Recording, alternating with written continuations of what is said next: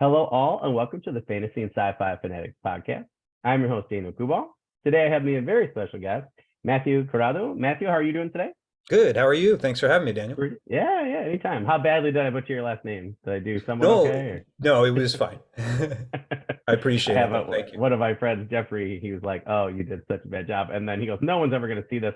We literally just got as of earlier today. I think that's our number one podcast was like almost 1,200 people. I'm like so embarrassed when I Uh, said his I name, wouldn't I last wouldn't name worry too wrong. much So about it. I mean, that's another thing too, is like if people are too insulted by like I mean, it's one thing if you've known someone for years, like actually just as a yeah, joke, actually as a joke, I mean, I think to this day, people still give people crap about Star Wars where they had Lando who constantly was actually I don't even think it was constantly flipping back and forth. I think he just called him Han. He says there's oh still yeah, a chance to save Han, and yeah. even the what was it the Cinema Sins guy Jeremy caught him on that. He's like, wait, Han? Did you just call Han Solo Han your best friend? It's like you don't even know his freaking name.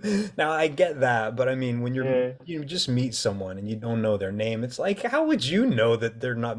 I am Maria Conchita Alonso, and you're like, I don't, yeah. I wouldn't Wow, he just blew know. my mind. I never even realized that he did that. He totally does that like several times within each movie. That's really It funny. it might have been second unit director stuff. I'm being very Yeah, serious too because there was a scene in the original Star Wars too where I think one of the old gentlemen who is like, now we will look at the Death Star plans, and he's like, here Princess Leia has been in, and you're like, everybody's like, Princess Leia, do you not know this girl, or what the hell's going yeah, on? yeah, Like, yeah, why would you not know that? Like, yeah, I'm not yeah, sure what happened, but I doubt that yeah, George Lucas was like, okay, whatever. It was probably like they should have said it right, but they didn't, and then nobody yeah, caught yeah, it, and then they said we don't have time to film this again. And yeah. could you not do that again? Could you guys get the name correction next Well, of time? course they didn't know. They had no idea it was going to turn into this huge, crazy blockbuster thing. But they probably were like, whatever.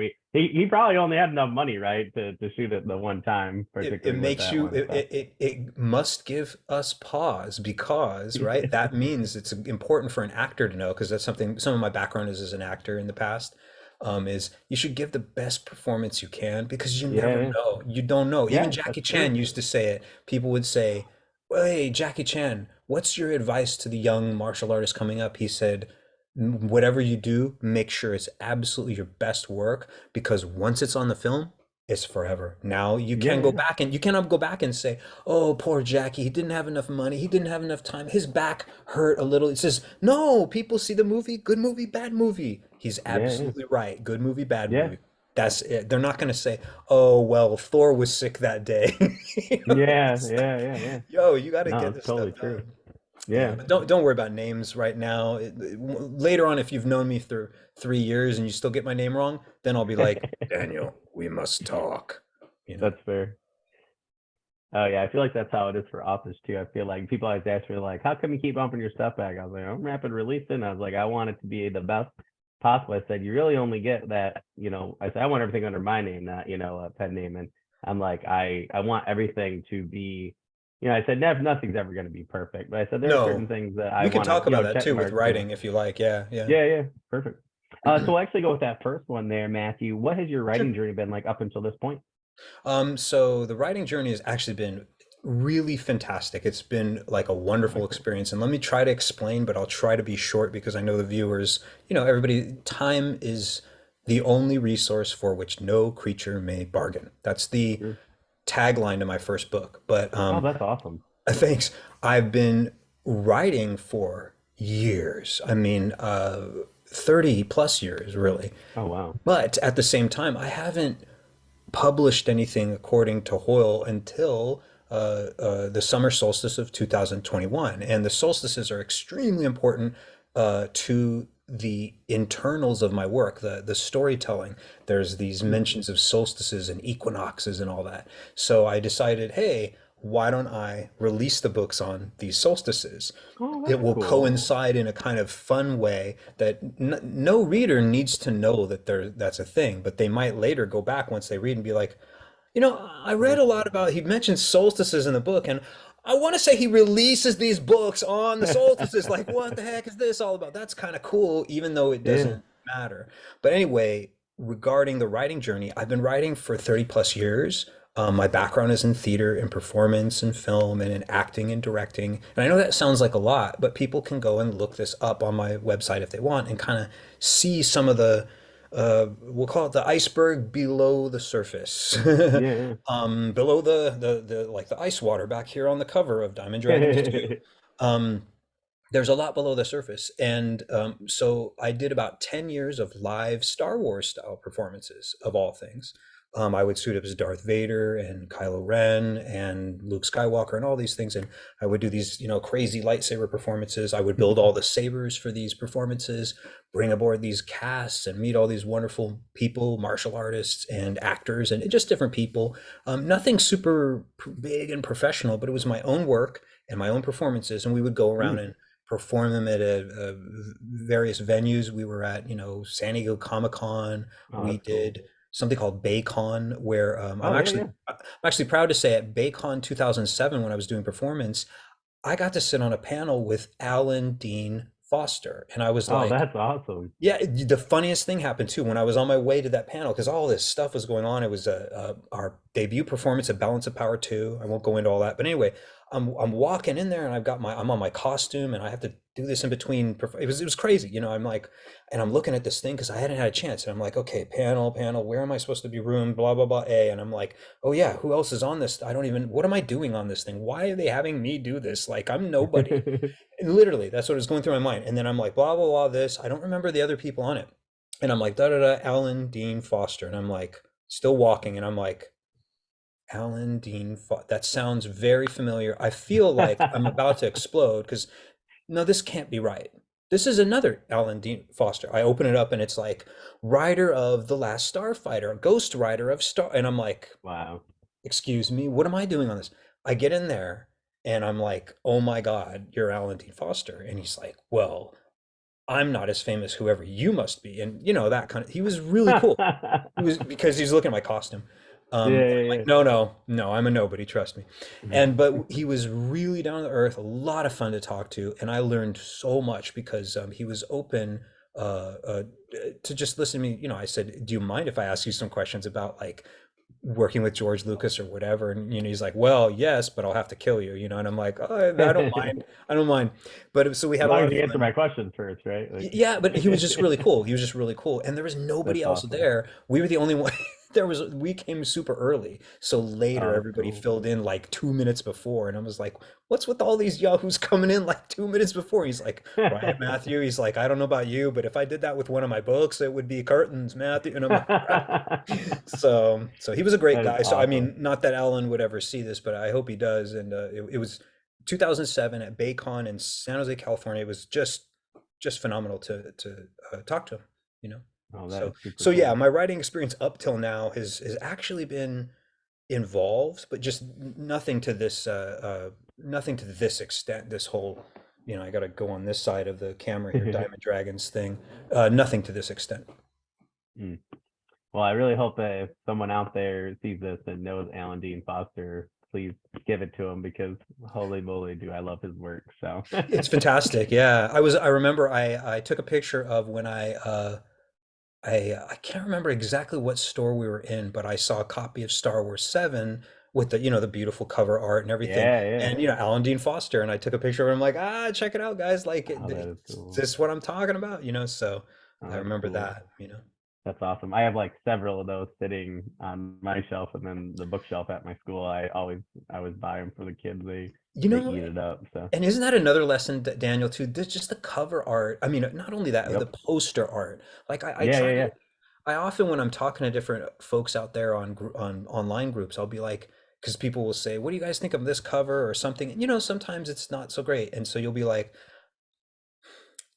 try to think of it like you're walking in a theater and you see Mm-hmm. this movie poster, and you're like, "What the bloody hell it's awesome! Like, what is this?" And Yeah. then the title hits you, like whether you know what I'm trying to say is like I look Yeah, at it like yeah. this: if you didn't have the Advertisement. Yeah. title, if there was no title on your book, would it still be interesting to look at?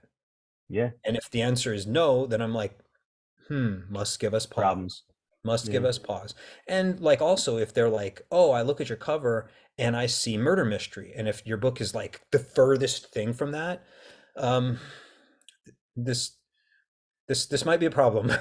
You know, like this could be a problem, you So know. funny that you just mentioned that. I won't mention the book, but I just saw this yesterday, and I was like, is that person a fantasy author? And they were, and I was like, and I read it, and it's like supposed to be a medieval fantasy. It looks like a cozy 1990s mystery book with a cabin on the front. I was like, This is unfortunate. And I yeah, it mean, was interesting. this is not something where we should be trying. It's not like we're trying to be like, haha, you're dumb, we're smart, No, and yeah, I you. just wanted to. I didn't want to be that guy, but I wanted to, like, I talk to a lot of authors. That's all I do all day, and I used to teach design, and I Oh, well, there you originally go. wanted to be an illustrator. So, people ask me sometimes privately, like, "Hey, what do you think?" And I'm like, I don't know. My mom's an interior designer. She's an amazing designer. She went to Kendall University in Michigan, which is a premier school now.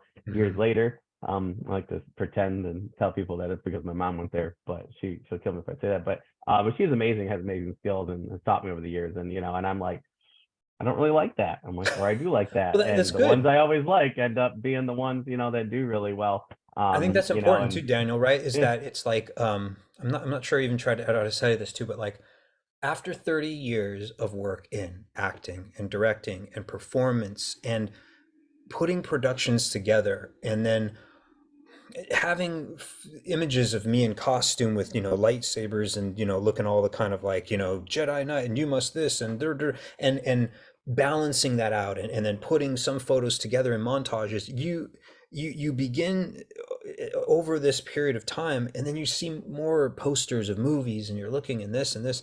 It's just part of the goal for you to be like, we need to say something with this, and it can't yeah, just be throw a bunch of images and hope it sticks. It's like, yeah, yeah, really? I mean, you can do that, but it's like then maybe 5 years from now, your book, it's like, do you remember what you did with your cover? And they'll be like, yeah, I really didn't put any effort into it. I'm like, you're gonna remember that, man. Like you're gonna remember that you just grabbed anything and stuck it on yeah, there. I mean, like, hey, yeah, I'm just trying to say this didn't happen with Diamond Dragons. I mean, like, I put a lot of effort into what you see on the screen here or whatever, on the book cover and whatnot. Just the tagline on this book is wisdom is earned through listening, but not solely in what we hear. So like there's reasons for everything on there. The reason the tower, whoops, I'm pointing the wrong way. Where's my finger on the camera? There we go. The tower there, it briefly tells you something. You're like, looks like a dark, evil tower. yeah, I yeah, yeah, wonder if that's something to do with the villains. You're like, yeah. gee, do you think? It's Yeah, like it's yeah, yeah. not We gotta advertise the genre. I just got done talking to, I have my tech guy who's my best friend. I have my other buddy who's a really good friend and one of my best friends, and he reads a lot of books, and we, share a lot of books and things, and we're always talking about covers, this and that, and I sent him a couple the other day. So between the two of them, we look at a lot, and I'm like, what Mhm. do you think about, this style or this perspective or this person?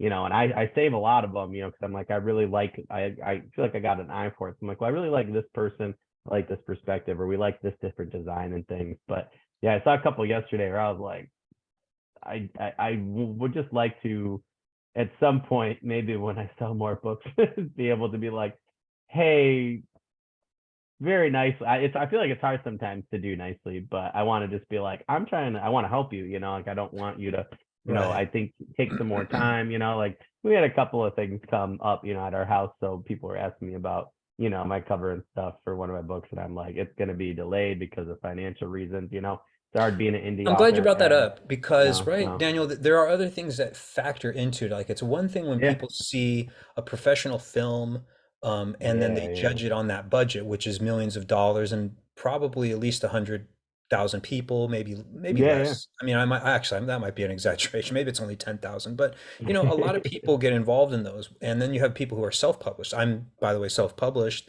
I'm not sure if a lot of people are aware of that. In fact, I think because my production company or whatever, whoops, it's down there in that little Z in that corner, but the Ziwalos or Ziwalos, they might think that I am under some, like someone else is handling my work. I'm like, I have to handle everything, Yeah. but at the same time, I'm like, you can make things look professional if like just even like the way I look at it is this, right, Daniel, is if you're writing the book and you don't know anything about dramatic structure, character archetypes, literary techniques. And what I mean by that is like full circle and irony and foreshadowing and forwards and red herrings, that kind of stuff. But the point is, if you don't know about those things, it's pretty difficult to write a book.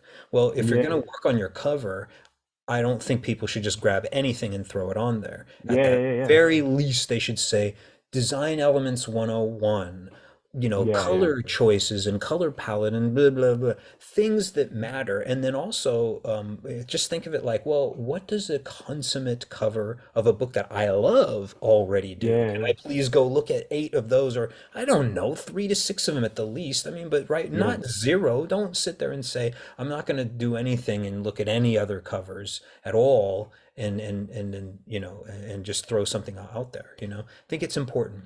Everything that I Yeah. put on my No. covers has Yeah. meaning. There's meaning behind the shape of the logo and why it's a sun and moon. There's a reason for, especially on this particular cover, that the top half of the design is hots and reds, and the bottom Mm. is, well, it's kind of obvious that it's colds, blues, and darks. Yeah. Yeah. Hmm, what could that be? I just don't know. It's like, gee, could it be design elements actually being purposefully placed into Yeah. Yeah. this Yeah. that are not just, well, I found a pretty darn cool looking star field, and you're like, uh-oh, not the, I found a great star background, or, Yeah. Yeah. uh-oh, guess what? I found the great forestry background image from my fantasy book. I'm like, oh, no, not a forest. Great. It's Yeah. like, Yeah. come on, at a Well, there's certain like point. Adobe Images too, where you can pay the $10 a month and you can put together three different things and it still looks really professional. I mean, and Yeah. you paid $10 for the cover, you could get somebody in there to, if you really needed to, to put in the lettering if you didn't want to yourself, there's 100, so you're talking maybe $160 and you'll still get something that looks, I just had mentioned to a friend, I just saw a couple the last couple of days where I was just like, oh my gosh, like I just wanted to politely message the two people and just be like, hey, like I used to teach design, is there any way we can just talk, like I just want you to sell more books, I think and that's I I think think you that's a need to helpful thing. people need Like, to I mean, think at the about it. very least, it couldn't hurt to do that. And at the same time, especially if you open with, look, I'm just trying to, I'm not coming at you as a random YouTube, or not YouTuber, but Facebook or whatever social media program it Yeah, is. But you could say like, hey, look, this is my experience. So I'm yeah, not, I'm yeah, not coming at you like, hey, I work at a yogurt shop and I like books, but I think your book cover is weird, because they might actually have good advice, but if you're not coming from some kind of background where you have yeah, something, it can be a little bit tough. But even that, yeah. Daniel, we already know some people, they'll take it one way or the other. They might Yeah, take that's what I'm always any, worried about. Yeah, but yeah, they like might my take any artist advice. is amazing, Caleb Gosens, and I mean he's done some absolutely amazing art for me on my website, and I mean he is so ridiculously cheap that I know he's gonna bump up. He's gonna be one of these guys. He's just gotten so good over the last couple of years. I keep trying to tell him like, Caleb, you gotta let me give you some extra money, dude. He's like, no, it's this price, it's flat, and I'm like, you're worth more than that, buddy. And I Hey, told I him, I said, when resonate. I make it, I'm taking you with me to the top, man. You're gonna be my private artist, and Well, and we're gonna hire you for the company, and we'll start our own company just so nobody can hire you, oh, it just would so be we so can, nice. Like, that's the dream, right? But I will yeah, say this is, right, yeah, although we don't know anything about those things ever happening to anybody, it's just all luck. But I will say I yeah. resonate with the appreciating the artists who come aboard your project. Quick shout out to my composer of all things. His Oh, name is Eamon Seplow, and I want to say he's in New York or New Jersey, one or the oh, other. cool. I don't want to give away too much things because he's, a private guy. I don't want to, Yeah, but yeah, really great kid, fantastic work. His work is so ahead of his age. I think it's fantastic. And beyond that, the reason I decided to bring him aboard was Diamond Dragons was originally a screenplay, my own, mm. of course, just to make it clear to audiences that I'm not basing it on anything else. But and I wanted to have some music to get that mood. And in addition to Oh, for that, sure. when I was doing the screenplay version, I brought aboard, well, I hired really some VO artists, Oh, that's voiceover cool. artists, vocal actors, whatnot, and I auditioned them through my own processes and whatnot. And I, listened to each different vocal tone. I went, ooh, this guy would make this one, and so on. And so I recorded some, what do you call it, table reads, if you will, of Oh, the yeah, yeah, screenplay, but I just wanted all of those materials. And so I also brought aboard concept artists. And so like I love Mm, working with different artists. And by the way, if there's an artist out there and they are like, hey, I read Diamond Dragons, one or two, or I saw the video, Matthew, or whatever, I would like to, maybe work with you. Email me. You never know. I'm not saying I'm closed to the option or whatever. And who knows, maybe it's not a good fit, but I love working with artists. It's been fantastic doing that. There are, I want to say 50 to 60, I'm pretty sure it's 60, I'm forgetting, illustrations in Diamond Dragons 1. And they're wow. done by four different artists, myself, Claudia Bezak, Tadeo Phillips, and Ted Buffington. Is that four? I'm pretty sure it's four. Yeah. I can't count anymore. Yeah. And I did quite a bit of them because there was no way that I was going to be able to get all of Oh, that for sure. artwork from these Yeah, guys yeah. and do it fairly. I just said I'm going to pay you guys as much as I can until I run out of money, which was quick. Um, Yeah. uh, and then with Diamond Dragons 2, it's a little bit less. It's myself and another artist. Her name's Josephine, and with any luck, we'll see if there'll be more artwork involved in all the future books or whatever. Yeah. But it's been a blast by meeting great artists and working with them, learning from them, and at the same time trying to be like, yo, like I want to tell you how I work. And they're like, oh yeah, how's that, Matthew? I'm like, I pay you. I'm gonna pay you, period. Like I'm not gonna not let you pay me for the most part. And anyways, this is me getting back to Eamon. Eamon would not let me pay him for the longest time. And I was like, but I appreciated it simultaneously. But it's true that there's no way I Yeah. could pay him for the music work he's done. If anybody ever gets a chance to hear some of this wonderful music that he's created, it's located on my video channel. So if people want to go to the website, which is of course diamond-dragons.com, Oh, they we'll can. have it in the description too for you for anywhere where this YouTube or audio is found. So Oh, we'll that's we'll make great. sure that we pop that in there for you. Yeah. I appreciate it. But Yeah, for if sure. people want to hear it, when they click on like some of the videos, there's like video pre-visualizations that I've created Oh, okay. of Diamond Dragons 1. It kind of tells the first 9 chapters or so of the book, and for the screenplay version, it's in similar form. In other words, it's like the Mm. first 20 minutes of the film, if you will, or the book in some regard. But his music is in there, and so they can hear, Oh, that's wow, where did cool. this come from? And I'm like, it's not randomly that I just pulled it out of the ether and dragged it in. It's like we worked on it together to kind of compose some stuff. I actually crafted the Diamond Dragons main theme, which is a 12 note progression, Oh, myself. that's And then awesome. I asked him, I'm like, can you base a lot of the stuff off of, it's going to be like, this will be groovy if we do something with this music. And believe Yeah. me, Eamon, I have some ideas, because one of my favorite lines from one of my characters in the books, and he does this a lot, he doesn't just do it in Diamond Dragons 1, his line, he says, music is magic. And it certainly becomes that in Diamond Dragons Mm. 1 and throughout the whole series of it, really. But it becomes very important. So, ironically, although Diamond Dragons, this hexology, this whole series of 6 books, is are just books,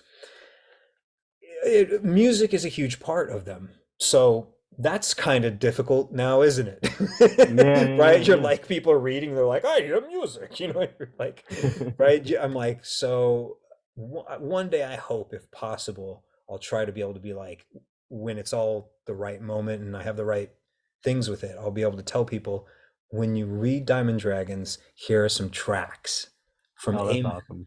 and or myself or possibly other musician teams or whatever, and I might be like, when you read this chapter, re- put this on, you know what I mean? Yeah. No. Yeah. Yeah. Yeah. It's a playlist. Yeah. Like my friend Me. found that recently for a book we were reading, and he was like, "Hey, you got to try this." So I was Oh, that's good. remember what I was reading, and yeah, and it was I can't remember. I'm gonna have to ask him now. I read so many books last couple years, but It's anyways, all but good. he goes, "This is a soundtrack to this book series." And So when right you when read that this happens, you're kind of chapter, like, what? yeah, it Like, was it's not a cool. common thing, right? It's not like, Yeah, oh, yeah, well, that's just like, that's the way it's always been ever since Tom yeah. Sawyer. You're like, no. Yeah, it was super. I mean, it was super cool. I was like, I'm thinking like, I mean, I like meditative music when I read and when I write. So, but I used to listen to other like words music and not whatever. Now I'm having trouble focusing, but with it. But Yeah, I like will tell you this because it's I was important. into it, man. Another Like the shout out to fight scenes, Eamon. like I've told Eamon that when I'm writing Diamond Dragons, and this, by the way, is when I'm doing even notes or editing or even illustrations, which I have to do all of these things. I have to do all of them. But especially when I'm hitting the manuscript pretty hard, I put on my playlist and I've got, oh, that's I mean, cool. Eamon's music is not the only thing, but I always put in pieces where they're ones that I've already almost attributed the feel Oh to yeah, yeah, yeah, what certain moments are. So I'll try to get myself in that moment and mode and mood, if you will. yeah, yeah, yeah. And and a lot of times it's not because the piece itself is like, oh, I have to have this. I know some people where their brains will get stuck on it has to be a certain. I'm like, that's not how I roll. It's more like this piece of music, the type of mood that it's obviously trying to exude, whether that's horrible sadness or elation and triumph. It's like these pieces of music sometimes can fit. Like, you probably know what I mean, Yeah, is like sometimes you might, see a film scene and then maybe someone's like, here's me cutting it to a different piece of music, you know? yeah, yeah, And you're yeah, like, wow, it's still awesome. And in fact, I think it's even more awesome. And you're like, right? yeah, It's just one of those things. So I try to do that, and I've been extremely grateful to having Eamon aboard the project because his music is just really awesome, and it's definitely in tune with the way that I feel about like the characters and stuff. Like, yeah, yeah. right now, and again, I don't want to ruin things for certain people. A lot of characters have their own themes, but there's Mm, just we're not ready. We don't have that ability yet to just like launch the music out there. It just is not the right moment.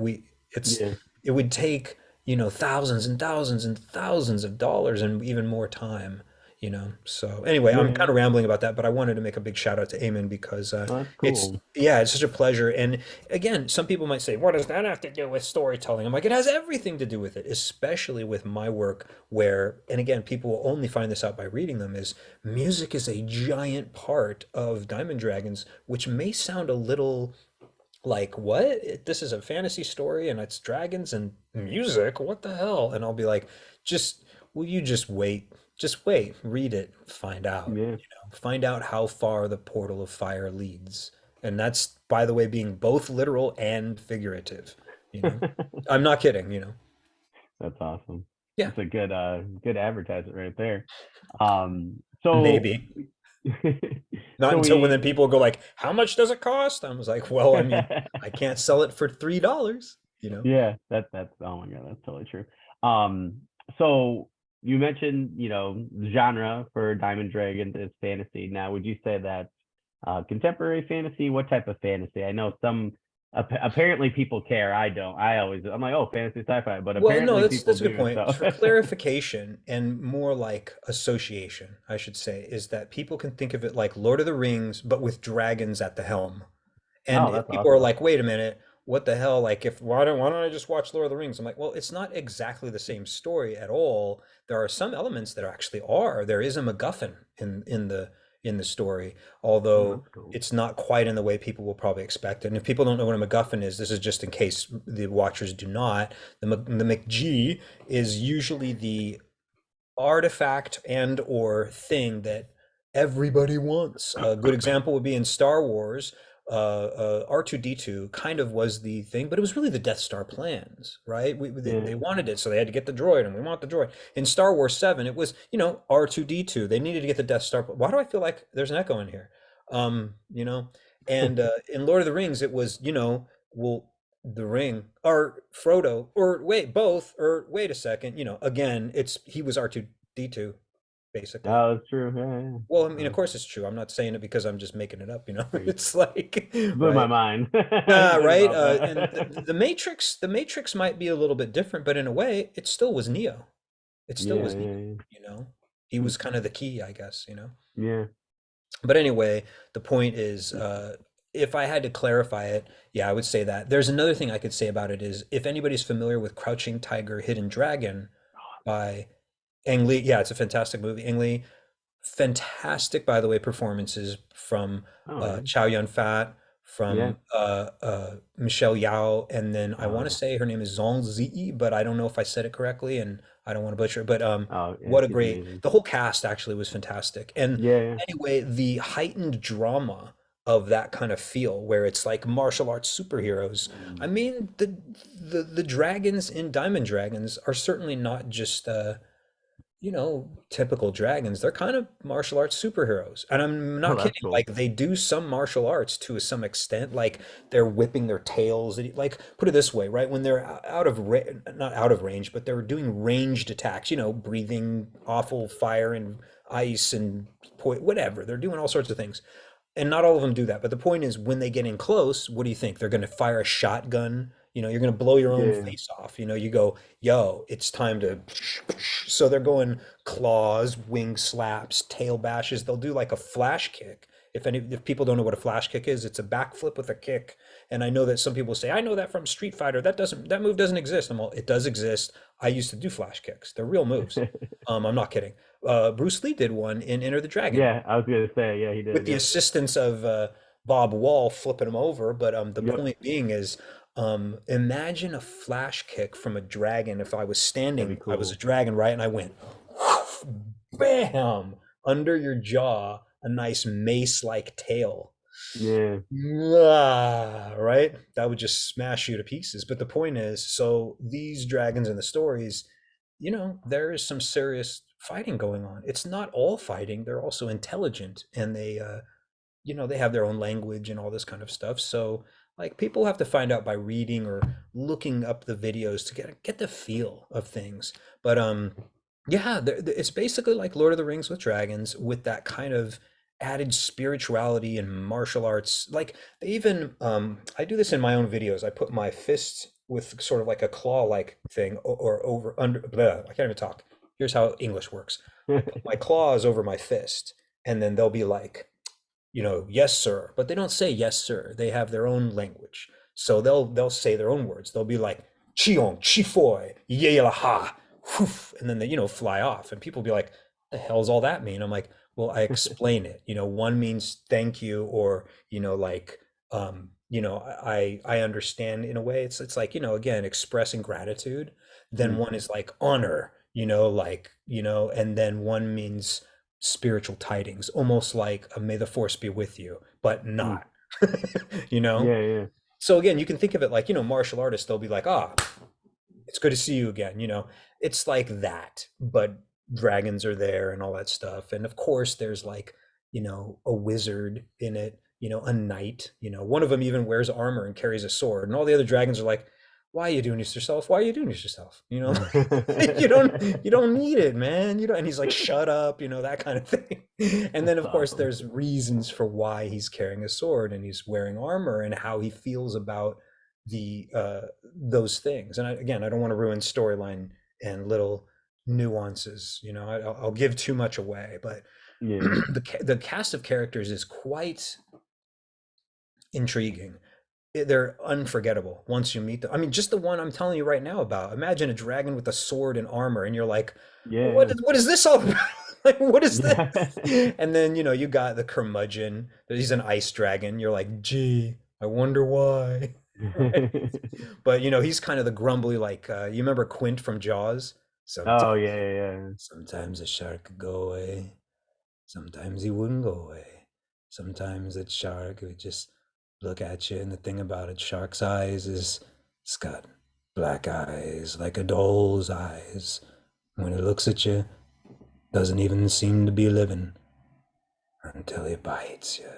And you're like, okay, knock it off. Where's the flashlight under the chin moment? But there's That guy one. does kind of remind me of like a human in like a dragon in human form. I've never He's realized that before, but that's yeah. Llewellyn. Yeah, Llewellyn or That's Llewellyn. cool. I'm pretty sure we'll call him That's Llewellyn. a good sell right there. I like that's a good sell. I Well, like thanks. that. But I mean, the point is, I'm not even trying to sell my book. The point is, I like making interesting characters because then when you put them next to other ones, you're like, oh God, please. Oh no. Like, for example, on the opposite end of the scale, there's a princess like dragon, and she's a narcissist. She is pretentious. She's presumptuous. She is uppity. She's all the things you hate about a human being and in a dragon. You're like, oh, great. Fantastic.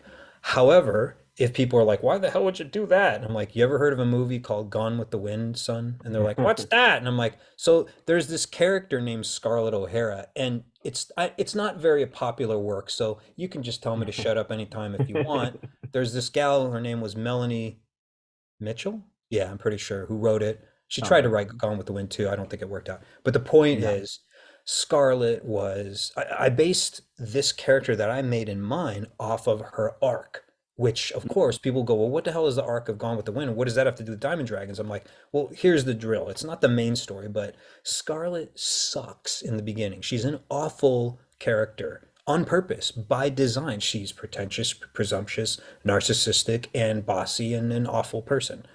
By the end of the film, what do you want to bet things change? You know what I mean? Yeah, It's yeah, like, yeah. so there's a character in there who Llewellyn is like, no way, like no, right? Can you imagine Mm. Quint having to deal with like, remember Kate Capshaw's Oh, character in Indiana Jones and the oh, Temple of yeah, Doom? yeah, yeah, yeah. Imagine Quint having to deal with Willie Scott, the famous singer, Yeah. quoth Dan Aykroyd. Aren't you Willie I Scott, would. the famous American singer? And you're like, Mm. who says that to people? Yeah, yeah. I would definitely pay to see that. Hmm. Dan Or Aykroyd you and Kate guys could Capshaw just, should get together and do a scene. Hey, if you guys are yeah, watching, not that Dan yeah. or Kate would, but that would be pretty funny. And they'd be like, why are we doing this again? Because some idiots on YouTube said it. Yeah. I feel like I really need to see that scene now. So Yeah, that'd I've be, distracted us all. Now everybody's gonna be yeah, clicking away, doing search engines. Like Dan yeah. Aykroyd, Kate Capshaw Maybe scene with Willie Scott, and I maybe don't even know Jackie what his Chan character wants to was do called. something for you. You know, Jackie I don't Chan could do well, I something don't for even know you. what Dan Aykroyd's character was called in the film, right? Because he was just a short cameo to be like, Yeah, "Oh, come on yeah, onto this plane of what was it? The character Lao Che." He's yeah, like, yeah, yeah, yeah. "Haha, nice try, Lao Che." Clunk, Lao Che Enterprises, and you're like, "How did he get a plane out there that quickly? That's crazy. Oh yeah, that's true. Yeah, blew my Made no mind sense." today. Yeah, Yeah. that's crazy. So what is your book Diamond Dragons about without giving too much away? Like, how would you describe? Oh, you mean like the engaging synopsis on the back of the book? Yeah. Yeah, I mean, I know some people they're like, oh, should I do book one, do book two, do an overarching theme of 6 books, whatever you want to do. No, Give us no. The that the little. best way would explain the book one because the Oh, perfect. overarching story is something that I don't want to reveal, and it shouldn't be revealed. People don't need to know what Diamond Dragon 6 and 5 and 4 and 3 and really 2 are about. 2 is behind me on here, but 1 is essentially like this. You can think of it like there's the good guy dragons and the bad guy dragons. The good guys are kind of like dragons you'd expect, green dragons and red ones and gold ones and so on. And there's more explanation than just that. But anyways, right, they're good. But the evil dragons, at least in this story, are the bone and ghost dragons. So you can Oh, that's think of cool. them as not necessarily like vampires, but they're just, dead.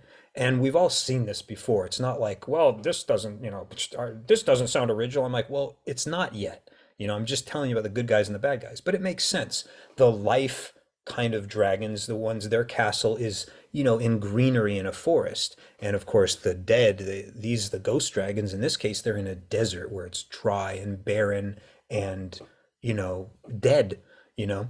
Anyway, um, there's this legendary creature, a phoenix of sorts, legendary firebird, and it has its own name, of course. Their dragons have their own name for whatever the hell this legendary creature is. And the way they explain it is that it's not just physical, it's like mystical and there's weirdness about it. Right? Like they're even like, look, this ain't no freaking joke, man. Like this isn't like, oh look, we gotta go find a freaking hummingbird. They're like, yeah, this is some serious, man. Like we gotta go to this volcano. And of course people will be like, wait a minute, this sounds like Lord of the Rings. I'm all, there are some elements that are similar, but this is not about throwing a ring in the volcano at Same all.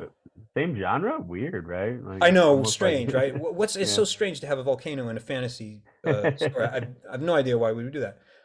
But anyway, so that is the basic premise: is that it's like good guy dragons, bad guy dragons, and then they're like, there's this Firebird, a legend, and the good guys are kind of like, so I've been getting messages that this guy wants to do something, and they're like, oh, that ain't gonna happen.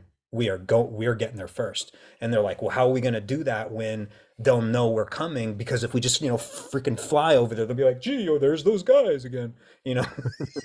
So they decide to do something, intelligent.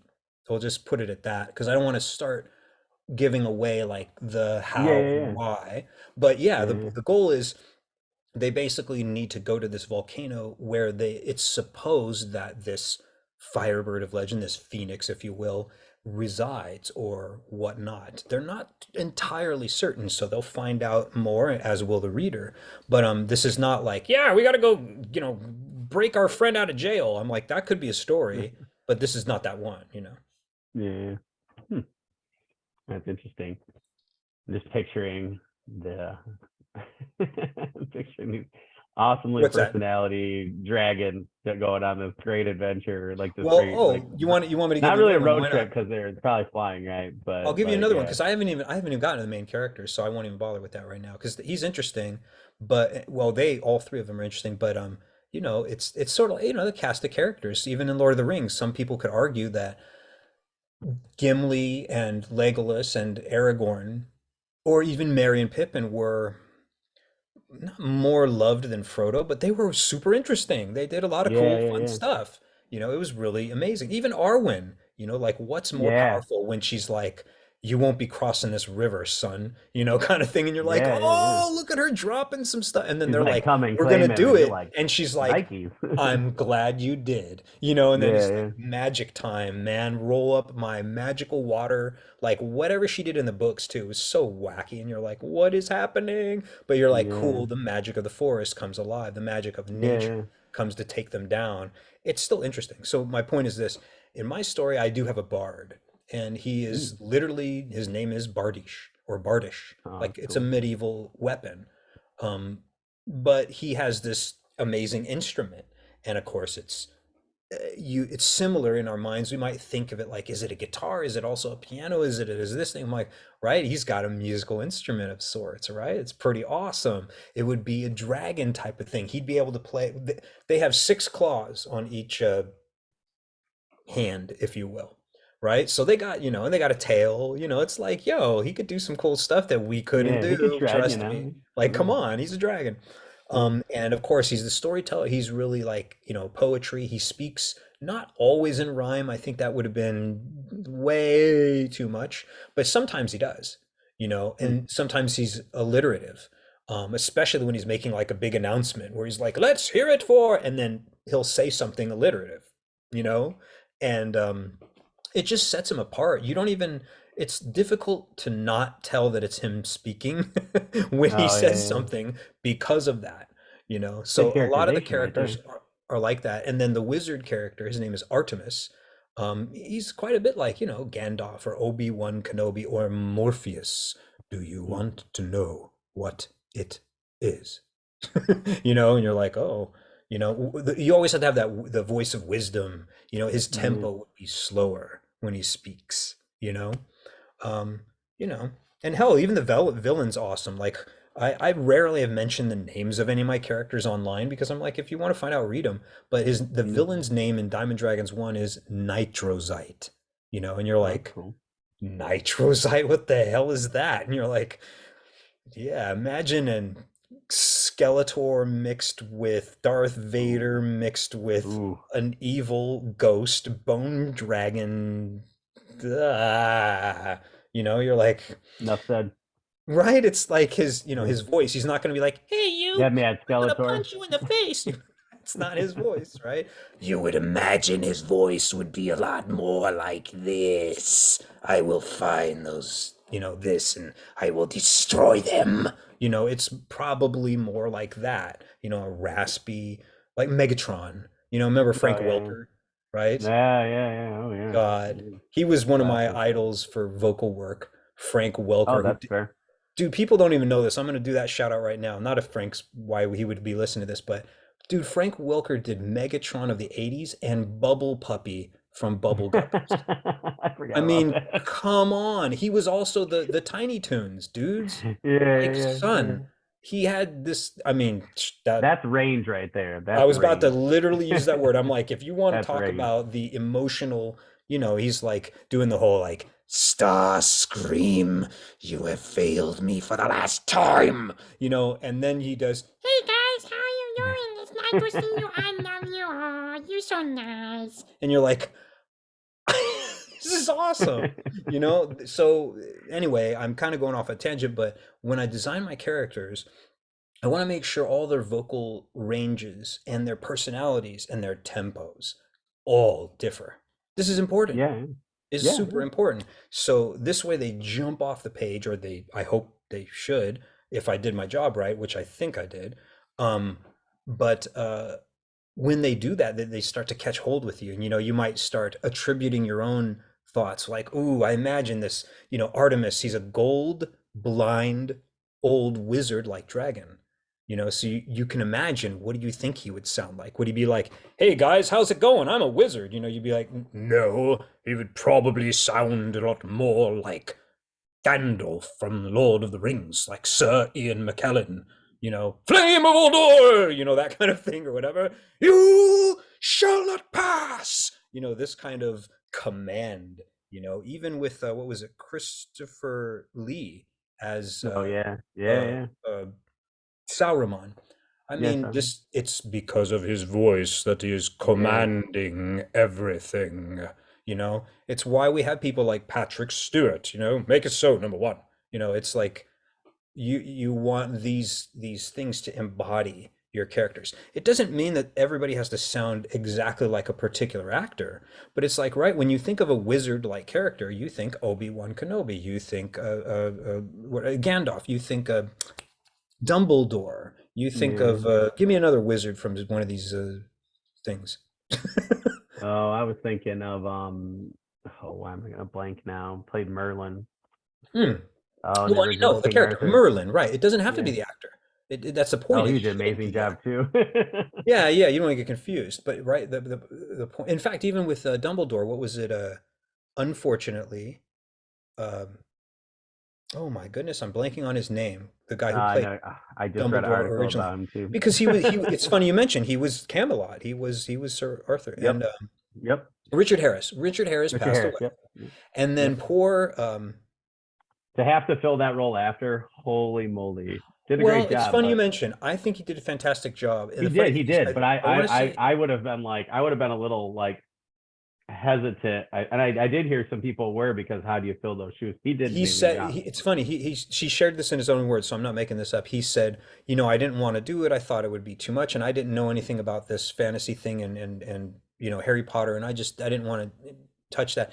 And he says, my kids or his grandkids, his nephews, something young people in his life, they were like, grandpa, or you got to do this. And he was like, okay. Then I looked into it, and I think it's like, yeah, at that point you have a very heavy weight. Like, imagine, I Yeah. know I'm kind of going all over the place, but when Brandon Ruth had to take over the Superman role, For Christopher Reeve. Yep. this was a difficult thing. It's because everybody saw this Yeah. horrible thing that Christopher Reeves had to go through, Yep. and it was just like, man, like, how do you do that without dishonoring that memory?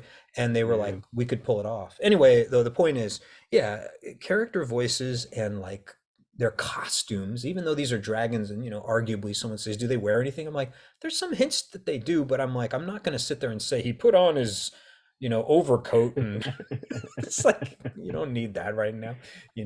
I think Elder Dragon, he wears a cloak. I mean, I make sure I tell you that Elder Legimoto, and that's another one. Good names. Talk about good names. My Yeah. the patriarch, the old patriarch of the dragons, Elder Dragon, is Legimoto, and that has some relevance Okay. too. It's an homage to none other than Leiji Matsumoto. So not I think poor Leiji he's getting old, like he's right there, on the end. He's 90 something. But man, Leiji Matsumoto was, for people who don't know, the grandfather of like anime. Um he created things like Star Blazers, aka Yamato in Japan, Hmm. Captain Harlock. Um, I think he had a hand in Robotech. I am not 100% sure Oh, of that. I could okay. be wrong, which eventually blossomed into Gundam, as some people will know. But I mean, basically, I wanted to shout out to like a Japanese legend. And I was like, Yeah, oh, yeah, I yeah. know what to do with this. Like, he's got to be Legimoto, you know? And people will be like, wait, I don't know anything about him. You don't have to. I know about it. I was Yeah. moved by Star Blazer slash Yamato, which was a children's cartoon in the 80s. Well, really the 70s and 80s. But the point is, it was a very dramatic story about having to save Earth, you know, from these giant meteors coming to hit the planet, you know, Yeah, and yeah, all yeah. the countries had to be like, you know what, we got to knock all that crap off fighting each other and think about what's coming in from the atmosphere. They were just getting Yeah. bombed, you know, and they were Yeah, like, yeah, yeah. what is going on? So they had to assemble a world force, go in a spaceship and go and figure out like who's trying to kill us. Yeah, yeah, yeah. Yeah, It's but funny. anyway, I actually just mentioned that. I forgot what show it was, but I mentioned that the other day. Like, what's that? um, well, when I was talking about that, it's funny that you mentioned that. So I was like, what Mention what though? deep, The Starblazer. I was like, oh, stop it. I was like, what was I watching as a kid where, all of Earth came together? But I was referencing that, and We're a kid asked me in off class, to outer something like cartoon. space. Yeah, We're he's like, that can't happen. I'm like, it leaving happened Mother on TV, Earth so. to save the human race. It was really cool. Like the Yeah, music yeah, yeah. was It was a great beautiful. concept. It was interesting too because it was also another example where I'm very certain that George Lucas was probably influenced by it, almost certainly, because even Star Blazers had uh, a more, what do you call it, not spacey music. He had actually orchestrated music. Yeah, yeah, yeah, yeah. Now, I'm not saying necessarily one came before the other, like, you know, there's some things, but I'm just saying is George Lucas probably at one point knew about Leiji and probably Yeah, knew yeah, yeah. about Star Blazers and probably, well, aka Yamato in Japan. But the point is, you know, and the Yamato was a real ship. The United States sunk it like, I mean, I don't remember, but it was like basically after it launched. This was the one of the biggest, most powerful ships they made, and it was sunk almost, you know, immediately. People can look it up. I don't know all the. I'm giving the kind of Cliff's Notes version, but like, you know, it's a real thing, you know. So it was an interesting story, and they kind of lifted the ship into space, and sort of as an homage to it, I guess, is from their culture's point of view. You know, it was like Yeah. honoring all the people who died. You know, so Oh, that's interesting. well, yeah, yeah, powerful story.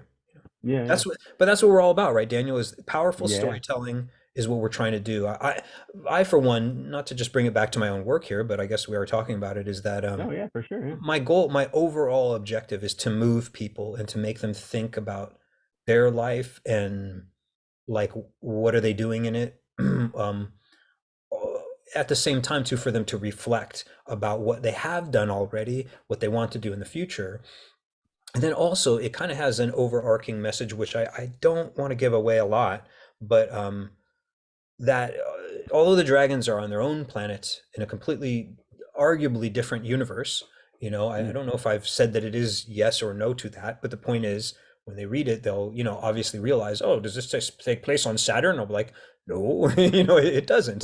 You know, it's in its own, you know, arguably place, you know, Oh, but that cool. they might think at one point to be like, wow, you know, these dragons, like that one reminds me of my uncle, you know? And I'm not gonna lie, like some of the dragons don't make it, you know? They don't. There are a lot of Boromirs in Diamond Dragons 1. Mm, I'll put it that way, you know? mm, And so that also brings me to another thing that some people often ask, or maybe not often, I won't say that, but like people have said, you know, oh, is this a children's book? I'll be like, when when you look at it, I mean, yes and no. You know, it's like mm. it's Lord of the Rings. Like it's Lord of the Yeah. Rings is serious. There's some problems There's some going on heavy in stuff Lord. in there. Yeah, That's yeah. what I'm trying to say is like, right, we Yeah. have Theoden. Yeah. That's a lot as it is. That's a lot Yeah. as it is. All I said was one character name. That's it. Theoden. I mean, wow. Man. But then just Boromir, forget just his sacrifice, but like holy crap, the thing that Boromir, and this is by the way important that people also have some relevance to the books because it's even more crazy in the books. But like, I want to say that he was probably the strongest of all of them. And some people are like, why in the hell do you say that? He betrayed Frodo he was the one who was trying to take it. And I'm like, yeah, but think of just how much he was having to fight off. And then he broke out of it instead of it saying, I've got you. I'm gonna get you, Frodo. And then he just stayed there the whole time. He should have just, he would Yeah, have continued to murder him at one. I mean, like, there's no way yeah, Frodo would yeah, have escaped him. So then, yeah, how is it that he broke out of that? And he's like, Aragorn, I tried to take it from him. And the kind of fear and the despair that he was like admitting this upon his deathbed. I mean, wouldn't you just want to be like, "Hey, it was an honor fighting with y'all, and yeah, I yeah, really worked hard, as you know, and I never betrayed none of y'all because I took an arrow for y'all." Instead, he was literally trying to say, like, "I tried. It made me take it from him. Like, I hope you understand that because like that's fucking important, you know." And then he's dying, and you're like, Woo, so is this a children's book? Probably not, but I do usually tell people if I had to, I'll say, 12 plus is probably fine. yeah. Now, that said, it brings me to another point. So my daughter's artwork is in the back of every book. Oh, that's cool. Yeah, her name's Caitlin. Shout out to my daughter, um, Tayusaye. And so anyway, Caitlin, she'll do these drawings and she's, Daddy, will you read me more of Diamond Dragons? I'm like, sure, but I had to be very careful with her with book one because we finally got through that, and I'm not going to go into all the details of how I had to go very carefully with that. But now that we're doing Diamond Dragons 2, she's a little bit more understanding that these are Mm, characters in books. And so when characters die, it is sad, and real tears are being shed. I was crying along with her. It's a moving story, especially in certain places where like characters that, arguably you'd be like, "Oh, why that one?" or something like that. Like I liked yeah, yeah. that cool one character guy person Yeah, me, thingy. Steven Erickson. What, right? Like, and then, right, people always say George R. R. Martin kills all of his characters. I'm like, welcome to the storytelling. I'm not saying that Yeah, that is the end all be all that you should be killing absolutely everyone. But the point is, it's like, if it makes a difference, if it means something, if the character achieved all of its objectives within the storytelling process, and if they don't do something, then maybe the leads or something's going to die, they have to intervene. They have to stop, this thing. yeah, Or they don't. I don't know. It depends, but it's like sometimes not everything goes perfectly, I yeah, mean, yeah. It'd be heck, boring if it did. It wouldn't be a story. yeah. I mean, heck, I was even trying to relate this to my daughter while I read her my stories. Because I would also read her the first four books of J.K. Rowling's Harry Potter books, Mm. and then she wanted to stop, and I said that's fine. She didn't like it as much as I expected. I switched. I said we should watch the movies because I think you might appreciate them more. I certainly Yeah. did. No offense to J.K., but I'm just saying, like, I liked the films a little bit more. Anyway, and I loved book three and film three. I should say that just to make sure Oh, that there's yeah, no people yeah. out there that'll hate me forever. Oh, I loved it. Book three and film three, they were fantastic. It was the one about the time turner, you know. Yeah, I agree. Yeah, that was excellent. It's too Both bad of that them. thing went away and never got used or mentioned ever Yeah. again. I mean, like Um, that's the problem with doing she pulled a time travel. Gandalf. That's what I call it. She pulled a Gandalf. Kinda. Kinda. We can Yeah, do all yeah. these things. We can teleport even, particularly in the Hobbit movies, but we can't do it We can't. to get into Mordor. So I'm not arguing that with you. I'm not gonna start bringing up J.R.R. Tolkien. But yeah, like we're gonna I have all love the all of message those. boards mad at us after today. So Yeah. Well, besides that too, like here's the thing is gross implausibilities do have to exist in a lot of things. I feel like I've it's funny we're coming to this because I rarely not get asked this because I'm almost self-asking me, but like do you ever do this, Daniel? This I feel this is a good talking point, whether it has to do with my stories or yours or whatever. Do you ever purposely kind of sit back and then identify some of your implausible situations that are passable given the fact that you have to do storytelling? Do you know what I'm trying to tell you? Or you're oh, like, I'm all the not really sure. time. Yeah, I had to figure out a problem early. I'm actually it's right before you got on. I was like, Uh-huh.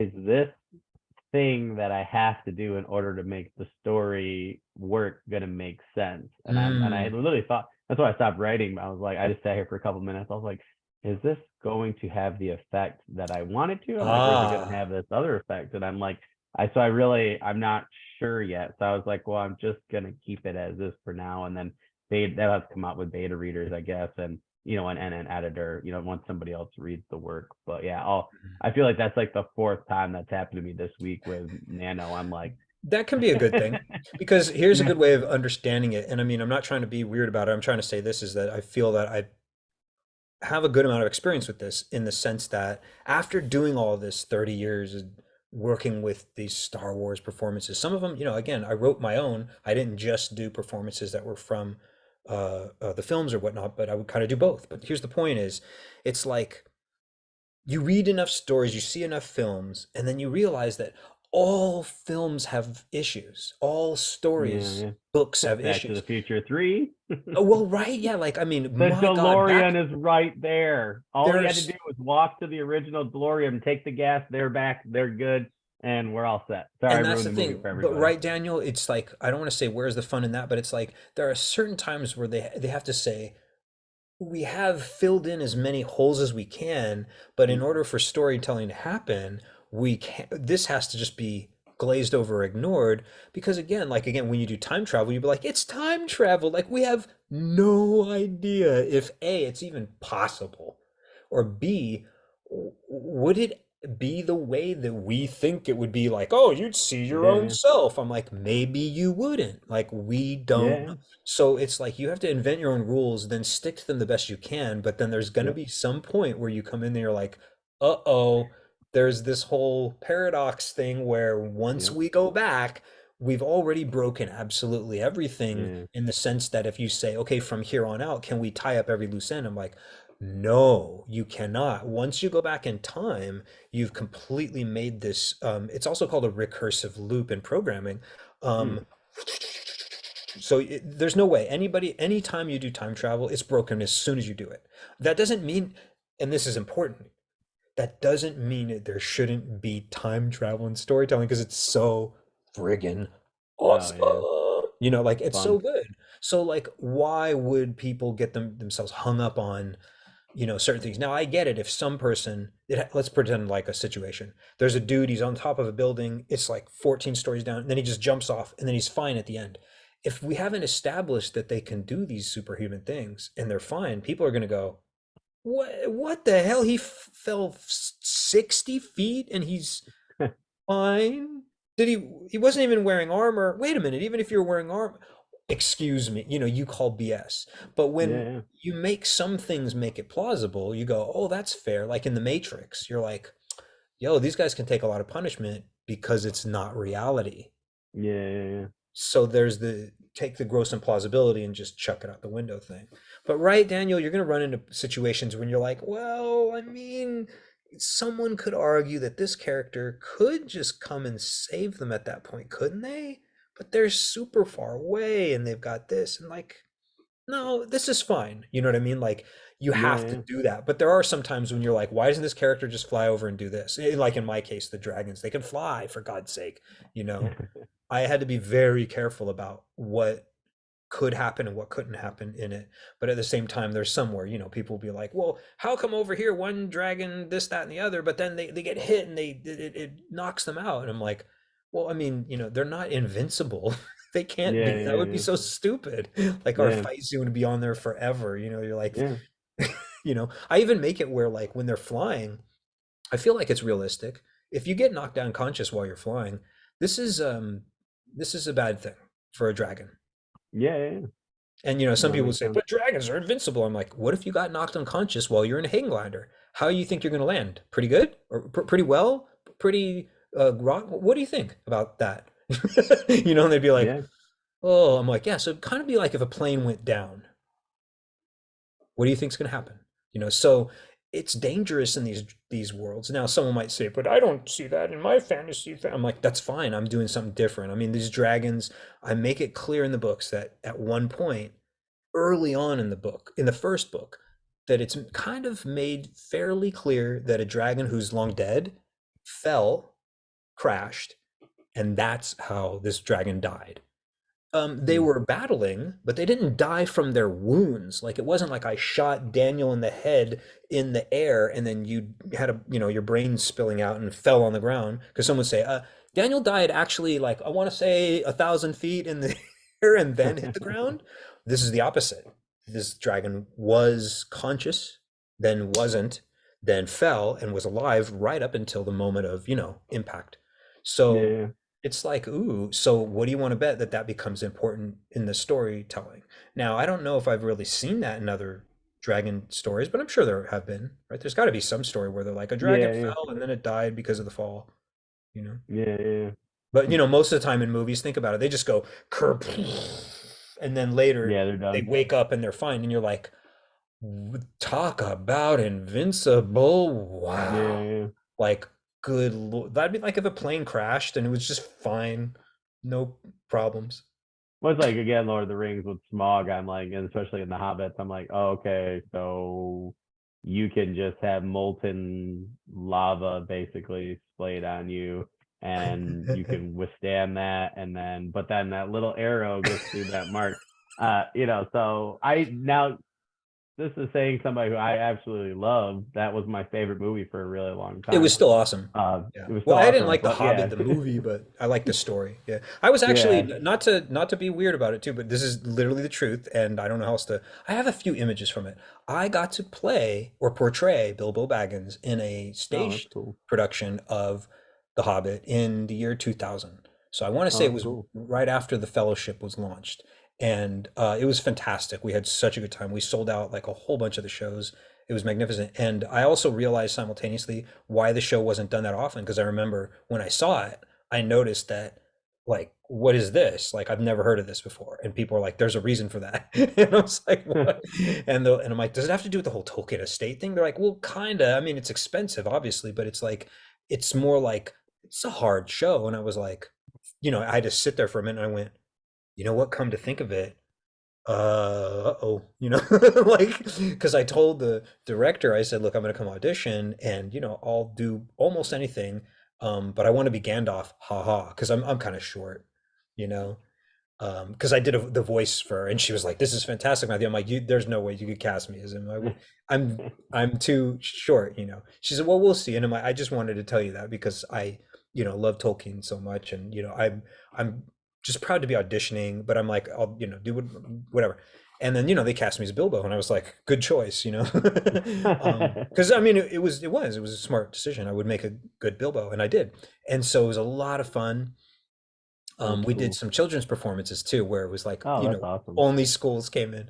It was fantastic. And oh my God, that was the fun part because there were some funsies in the thing so that it was sort of leveraged just enough to be good enough for adults, but that, children could come see it Yeah, because yeah, they didn't want to have it where it was, completely crazy. But I remember you'll laugh at this. The cast was so unfamiliar with like what the ring was going to do because they had only seen the first film and they were not interested in reading the books because it was at a college that yeah.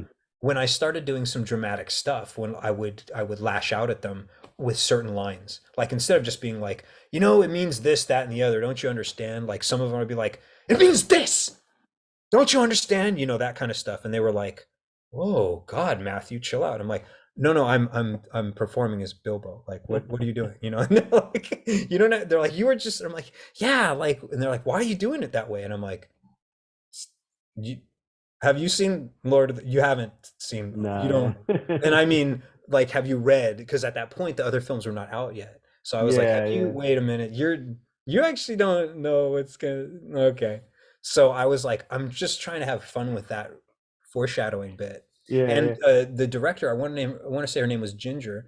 Ginger liked it, because she's like, oh, that's good. She's like, because it won't take away from what we're doing, but it will make you look a little, not bipolar, but she was like, it'll make you look like you're angry, a little too angry, and I'm like, Yeah, that's probably a good thing, yeah, like, yeah. just these were, by the way, just little hints because then of course at the end of the Hobbit, it's not like it's destroyed Bilbo yet, Yeah, certainly yeah, not. yeah. I mean, whatever, or it could be argued that yeah, at that point something is, well, anyway, the point is, right, we didn't want to go overboard, and certainly not for the children, like imagine if we had Oh, some scene in yeah, there where Bilbo yeah. goes crazy and starts My choking out children hasn't Gollum. been back to the theater since Bilbo Baggins. Right, it's like, what, mommy, Yeah, Bilbo just choked out a Gollum, yeah, He, and Gollum just bit off his finger. yeah. Yeah, exactly. Awesome. What are you It's watching, funny, Timmy? like, Brandon Sanderson mentioned that where he's like, he took his mom to go see the like Fellowship, and Oh, then okay. went to see the Two Towers, and then went to Return of the King, and she was like, oh, I just love this Smeagol character, and he was like, oh God. Of course, right? Yeah, then yeah, and she was like really upset. She was like, I guess Master they sat wouldn't there for a hurt little while. us. Master loves us. Master's our friend. You don't have any friends. I don't? No, the Turks it. Depress us! And you're like, dude, Andy Serkis, you're like knocking out of the park, and I really Yeah, liked yeah, it. I really liked it. yeah, I thought it was great. I mean, yeah, I, he almost absolutely. made a Okay. definitive performance that no one had ever heard before. I'd only heard the ones from the cartoon thing, and it was not that good. Yeah, And not nearly the same thing. Yeah, it was creepy, but it just didn't yeah, work. It just didn't yeah. work. And the irony Talk is, about an underrated performance. Everybody always talks about Heath Ledger, the Joker, which I get, but like mhm, very underrated fair. performance. I would say that's more Well, underrated than. well, here's the thing, Daniel. Look, and I think Andy knew this as well as anyone else. If you're doing a voiceover and you're not the body, Yeah, yeah, difficult. it's it's it's like Frank Welker, like I was mentioning earlier. Frank Welker is Megatron, and nobody's gonna care. Like they're not gonna realize that several of the characters were voiced by the same actor. So like Yeah, Optimus yeah, yeah. Prime, like my name is Optimus Prime, and I mean we know that a freaking oh my God, why don't I know his name? Now I feel ashamed. God dang it. Okay, I'll have to look that up again. Now my brain is really going. Optimus Prime was portrayed by I can't. I'd have to look it up. But anyway, he did like Read an article other on that. Autobots in there as Yeah, well. yeah, yeah, yeah, I want yeah. to say I think he did at least one of the villains too, but you wouldn't have known it. And then like Frank Welker was also That's partially. Soundwave, the whole Yeah, yeah. the weird robotic voice thing. So they of course processed his voice for that too. And then they had wonderful Chris Latta as Starscream, with that God, he sounded like a what would you call it, an almost a pro metal star, Yeah, yeah, like yeah, yeah. AC/DC was Oh, yeah, Starscream's yeah, yeah. voice, right? Yeah, yeah, yeah. It was that kind of scratchy, like, so these things need to be appreciated sometimes. But Yeah, for sure. yeah, when you do that kind of work, you're not considered an actor, right? Until you get on screen, and then at least for Andy Serkis's sake, he's been able to do the Marvel movie, as I forgot what the villain's name was. Oh, yeah. I forget. Oh my God. Yeah, I didn't even realize that was him the other day, and then Yeah, most people I don't know saw what he like a looks like. TikTok or something. Yeah, yeah, yeah, yeah. Exactly. Yep, yep. They don't know what his real voice sounds like, which is, Yeah. not like, "Hi, I'm Andy Serkis." It's like he's like, "Hey, how's it going?" Yeah, no, no, it's Yeah. totally Frank true. Welker didn't sound like Megatron either. I mean, well, he Yeah, did yeah, because yeah. he did it, but it's the same with me doing all my character voices. I Yeah, actually no, it's very not true. to riff off of that, but I have a weird character in mind. His name is Garjeegle. Mm, Garjeegle, and he is like you can think of him like he's the bartender dragon, if you will. mm. He's kind of a not tweaker, we'll call him, but he's quirky and weird and just goofy and strange, almost like he doesn't seem as intelligent as the other dragons because of the way he talks, and he seems very simple, you know. Mm. And he has this kind of gesture that I always imagine that he's got his shoulders shrugged and he's like, all right, all right, all right, all right, all right, all right, all right, let's go, let's go, let's go, let's go do it, we do it, have fun, and he's Like like call it that. the uncle. Your uncle's always hunched over trying to tell a story. Maybe, maybe, At yeah, least because in it my depends on. family, that's what all my uncles do. They're always like, "Yeah, like this is how it goes." Like, Yeah, well, this is my point is even though he's not necessarily an uncle, but I know what you're saying is that's the point is that everybody will hopefully attribute one character to be like, I know a guy mm. just like that, or that's Yeah, yeah. very much like, yeah, like Garjeegle he's the master, and literally that does become important. He's not just a side Mm, character to throw away and be silly. He's the guy, trying different brews, if you will. He's mixing potions. He's trying to discover new things. And so that's kind of what he is. And he's kind of like the cook too. There's sort of two cooks. There's the matriarch of the family, and she's great too. She's like an old, super strict grandma where she's like, now you listen to me, boy. Daniel, you better get your act together before boy, I don't know who you think you are, but no lady is gonna want to be with you, Daniel Coolbaugh. No. You want to know why? Because you're not doing enough work. You gotta mean it. Okay, now you know I love you. But man, Daniel, you go and get your act together. It's like that's would be like this matriarchal kind of dragon in the family. you know. So she's like, I'm about to whoop your tail, you know what I mean? That kind of thing. And she's means business, but she's a tough dragon. She used to be a warrior, you know, but she's Mm. old now. I mean, right? You ain't gonna be no warrior when you're 80 years old. And it's made Tell clear that to Mr. Miyagi. exactly. I mean, it's sort of like it's something that like I tell people that in the stories that their age is a larger number than any of us would be used to. So Mm. in my Yeah. stories, they age to be the number 2000, and then Mm. their years they have a different name for it. But the point being is when you attribute it, you're kind of like going, "Wow, that's right." Like, what would it be to live to be, even though these aren't analogous, 2000 years old? Imagine if you could be not live to arguably 100 or whatever 70 to 100 is a human life, let's say, right?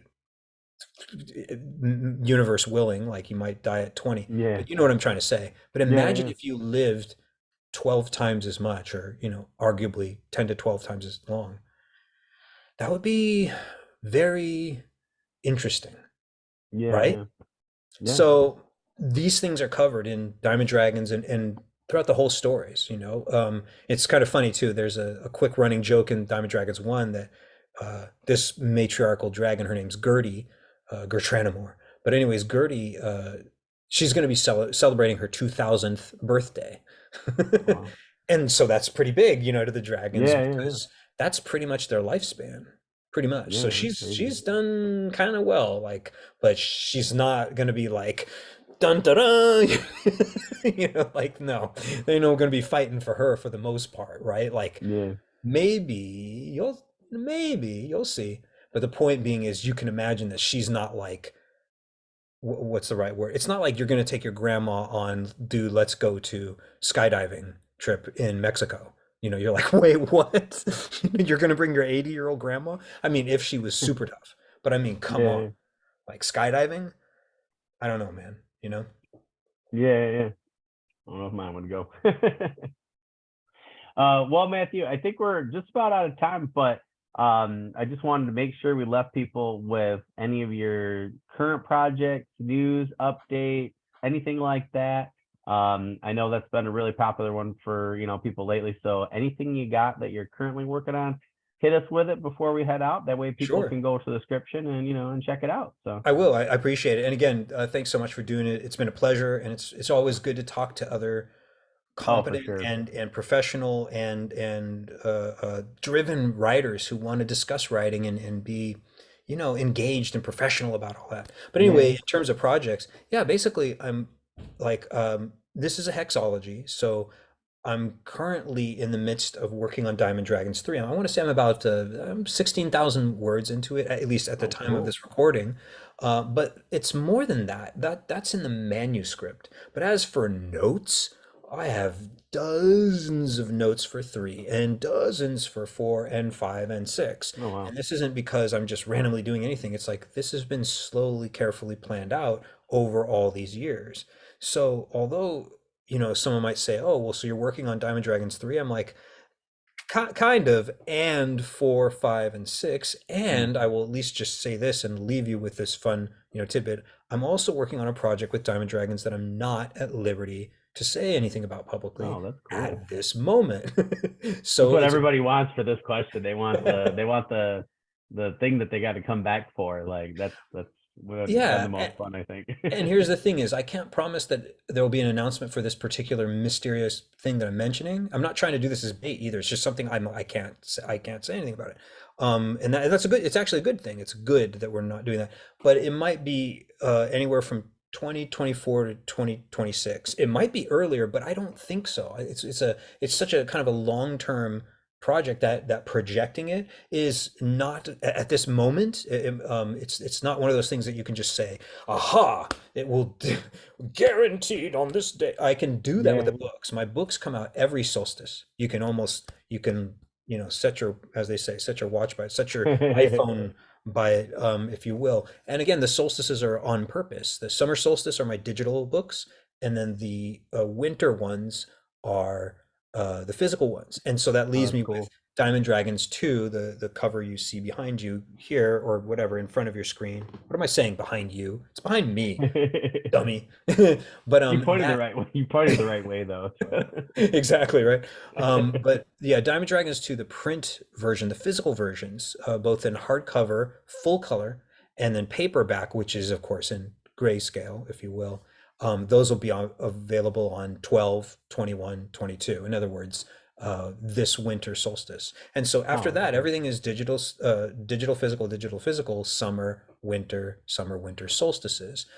So with any luck, this other project will be available like, somewhere in there, like 2024, 2026. It will be fantastic. I hope it, ends up totally happening, this thing that I'm working on, but it's one Yeah. of those things I can't announce until later. Yeah. Oh, that's But super thanks so cool. much. I really appreciate it. And again, if people want to find out anything more about Diamond Dragons, feel free, diamond-dragons.com, and you can email me if you like. It's just me. It's not like there's a team of 100 people working on it. I don't Not know what yet, it at looks least. like. Well, it's just like, I do the writing, the editing, a huge portion of the illustrations, the uh, cover designs in some regard. The first cover design I hired a team for, but I was very careful about what I wanted them to design. And then I did the entirety of this cover, based off that first design and whatnot, but they're totally different. And also all my videos on my channel, people can see pre-visualizations of Diamond Dragons 1, at least Oh, the first cool. 9 chapters, if you will. And there's just, voiceover work and music, original music by Eamon, like I'd mentioned before, probably earlier. And I'm just really excited to be able to share this kind of hero's journey with people, that's again akin to Lord of the Rings, Star Wars, The Matrix. Fill in your favorite hero's journey kind of tale, and then hypercharge that with like flying, crazy, intelligent martial arts types, dragons, whipping their tails at each other and blasting fire and ice and poison and electricity. You're like, that sounds really awesome. I'm like, yeah, I thought it was. So I wrote Yes, it. like right. People be like, "That sounds awesome." Like, well, that's like saying that I wrote the book. Like, I mean, yeah, I mean, of course, I'm not going to argue with that. So we'll see. We'll see what comes of it. We'll see if eventually people can see more of it. I have no marketing abilities though. No, no tens of thousands of dollars to pour into such things, and I have no connections on that. But all it takes is I've already gotten some very moving emails from readers, and they Mm. are some of them are sorry, I'm just getting like emotional, but I mean, some of them are super deep. Yeah, There are yeah. things where Well, you want. they're like one of them, I'll never forget it too. Oh, I'm gonna cry. They said, Matthew, you broke my heart. And I'm like, oh my God, from a stranger. This is not like, right? And I was Yeah, like, yeah, yeah. I had to even say, I said, I'm so sorry, but it needed to occur, and you know why it needed to occur, and you have no idea what's coming next, but wait for Diamond Dragons 2, and you'll start to be like, wait, excuse me, what is happening? Excuse me? What is going on here? I feel like something's going on. Is there something going on? I feel like something is going on. Like, right? Maybe. But we'll see. People don't know. How do you know what I'm Yeah. going to do? How do you know? You don't. Only you know that, right? Uh, until end of year 2026, there will be no way for anyone to know what's coming. I can't even reveal some of it to a lot of my artists, which has made it exorbitantly difficult sometimes because I'll be Yeah, like, yeah, here's me, and I mean, I don't want to take up too much more of our time. I'll be like, oh my God, I have to get an artist to draw this particular thing. How do I get this artist to draw this particular thing without knowing what this particular thing signifies, unless I'm going to have to tell them, hey, do you mind if I just spoil all this to you? But there's a difference, or a more important thing. I should put them under NDA so that they don't even feel compelled to want to say, oh, by the way, at the end of Diamond Dragon 6, this is what happens. I'll be like, no, yeah. don't say that. Don't ruin it for other people. Don't be like Yeah, that, yeah, yeah.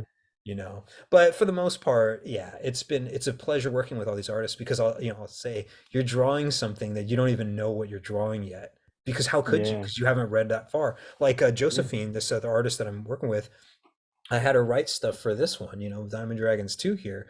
She hasn't even read through the first one yet because she only just became aboard the team. There's no way. You can't imagine that she'll teleport all the reading, in a Yeah, yeah. week or a month or whatever the heck it's been. It hasn't been long.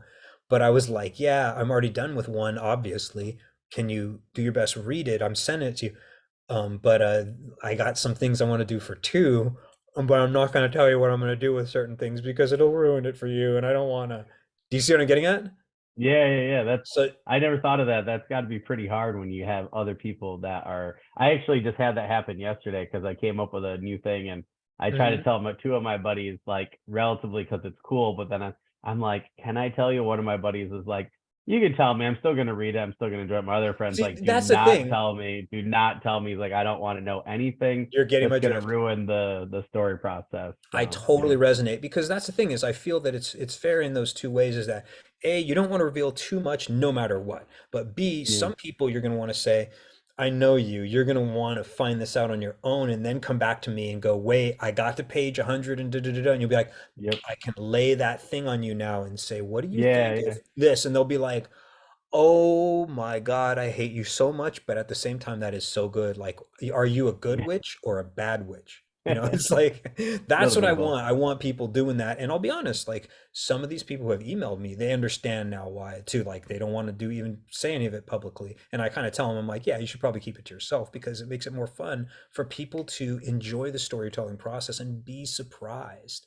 I Yeah, mean, yeah. in a way, it's one unfortunate thing about once books are written and they become a movie the people who have already read the books they cannot have it You can't reverse that in time. Yeah, yeah like they can still surprise themselves because of the way the movie unfolds but it's like yeah, you already know and again that's kind of relates to what I was saying about when I was in the Hobbit. I realized that most if not all of the other cast members did not have any idea what happens at the end of Return of the King, and so like it just it sounds weird to say this, but when you go, okay, I'm acting on another level, you're not trying to be, I am so cool. I'm just trying to say is you can't talk about it. It'd be like if, like, by the way, if someone asked me about what do you think of Game of Thrones, I'm like, I have never seen or read all of it, so I'm not going to talk as if I know everything about it. I'll only talk about any little things that I actually know about it or whatever, and that's it. But yeah, I'm not going to try to say that I know what the hell's going on in any of it. I don't, know. I know a little, but it's just important that you know, these things that happen move us, and that's all I want to do. We're here to. I'm here to make sure that 3 to 6 years from now you remember it. Like yeah. something happens in your life, and you're like, you're like, wow. Or one day someone will be like, Matthew, Chion, Chifoy, Yeilaha, and I'll be like, heck yeah, like it's saying again, thank you, honor to you, and spiritual tidings, and I wish that for you now, Daniel, as we go, right? Oh, thank you. You would say, yeah, Chiong or Chiang, whatever, thank you, and then Chifoy, that's a like honor, like good job. It's even kind of like, you might think, like, for example, in Mandarin, be ha bon, it's a good job, you know? So there's a kind of a feeling, and then the whole like "Iyayalaha" would be kind of like, now I bid you farewell, dear sir. I will not see you again, you know?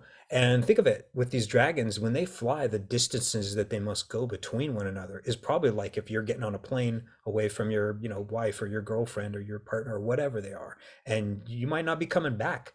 You don't know. You know what I mean? These are great distances that these creatures are traveling. This is not Yeah, them going down to the local 7-Eleven and coming back with a case of beer. yeah. This is like when I say goodbye, like I might never see you again, Yeah, right? yeah. Yeah. So I get people to reflect with Diamond Dragons, and that's a huge part of the whole themes is reflection. Well, that's awesome. That's what you want right there. Indeed, I do. Yeah, that's fair. Well, Matthew, it was a pleasure talking to you. I look forward to, seeing what you come up with in the future. And, in the meantime, if there's anything we can do to help you out, just, email and message me and, we can help you out in any way we can. Same here. Not that there's much that I can offer, but like always tell people with this whole storytelling business is like, I've been doing what I've been doing for 30 years. I feel that that carries some weight. It doesn't mean like it's, oh, I'm at a Hollywood level or something like that. And I don't even think that's necessarily relevant. It's like when you've been doing something for decades, you understand some things that are difficult to For comprehend sure. when you haven't. Like I was a Yeah, for martial sure. artist for many, many years, and I was also a saber fencer for a very long time. That's again, people Oh, can look all cool. that stuff up. Yeah, I used to teach saber fencing, and I competed. I had my share of golds and silvers and bronzes, not Olympic, but I'm a medaled fencer, and teaching the art of the sword is so much fun, but it's a huge Yeah. discipline. It's chaos on your body. I'm still Oh, for having sure. a lot of body issues from all those martial arts things. Like I can't do that stuff anymore, Daniel. I can't do it. But I used to do all that stuff, backflips and crazy something a move called butterfly twist. It's a move that you saw Ray Park do in episode Oh, one. yeah. Yeah, he's Yeah. like pointing to this thing, opens a door, does this B kick, kind of a floating thing, and then he spins into a B twist while he's fighting Ewan McGregor. And everybody was like, "What was that?" I'm like, "Have you not ever seen Jackie Chan films? Because they do Yeah, so that sick. on like Yeah. super hyper tornado mode, so Yeah, like yeah. I used to do some of those moves. It was called tricking, something people could look up. But yeah, so like I try to help people as much as I can, but I'm not perfect. I need marketing help is the only thing that I really require because I think once people read this, they're gonna well, and book 2 and 3 and eventually all these things, they're gonna be like, this is crazy, Matthew. It's so massively insane and simultaneously, like every time you drop something, I'm like, that doesn't make any sense. And then I go and look back and go, oh my God, it's been there the entire time under my bloody nose and I did not see it. What is wrong with me? Wait a minute. Did he hide it on purpose? Wait a minute. Did I just not see it? And then you go back and you will see that whatever you thought was like, that doesn't make any sense. I'm like, does it though? Are you sure about that? Are you 100% certain about your theory? You might want to check back and see. And then they'll be like, wait, what are you talking about? Are you just making that up? I'm like, go, it's in the words. Go and find it. Like, if otherwise, if it's not in the words, it's not in the words. You would say it's not there. It's not there, Yeah. Matthew. And I'll be like, okay, that's fair. If it isn't, I would definitely acquiesce and say, oh, no, that's definitely not there. Yet, maybe. You don't know. There are some things that I've written in Diamond Dragons 1 that only pay off in 6, and so on and so forth. I mean, it's not everything.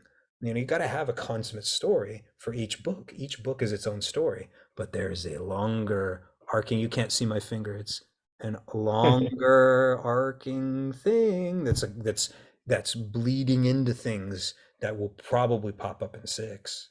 Maybe. I don't know. Do you? I don't know. People will have to find out, you know? All right. Well, you guys hear Matthew, you gotta buy all 6 books, so that's what you gotta do. I don't know about that. No. They just gotta just give it a taste. If it's their thing, that's great. If it's not, that's totally understandable. But I think people will get a big kick out of it, especially, once they get through this series. It's gonna be difficult to know where everything's going if they just read book 1. But if they don't read book 1, they'll have no idea at Yeah, all. yeah, yeah. No possible way. It would be amazing. I'm seriously thinking about this too. I should let us go because I don't want to, we're sitting here talking, but it's fun. I'm seriously thinking, Daniel, at one point, like, especially after I release 3, I want to be like, I want to hold a contest for be like, what do you think happens at the end of 6? What do you think Oh, that'd happens be at the end cool. of, what do you think happens at the end of 5? What do you think happens at the beginning of this one and that one and the other? Yeah, yeah. And then, people will say, well, what are you going to reveal it early? I'm like, you'll just have to go on my uh,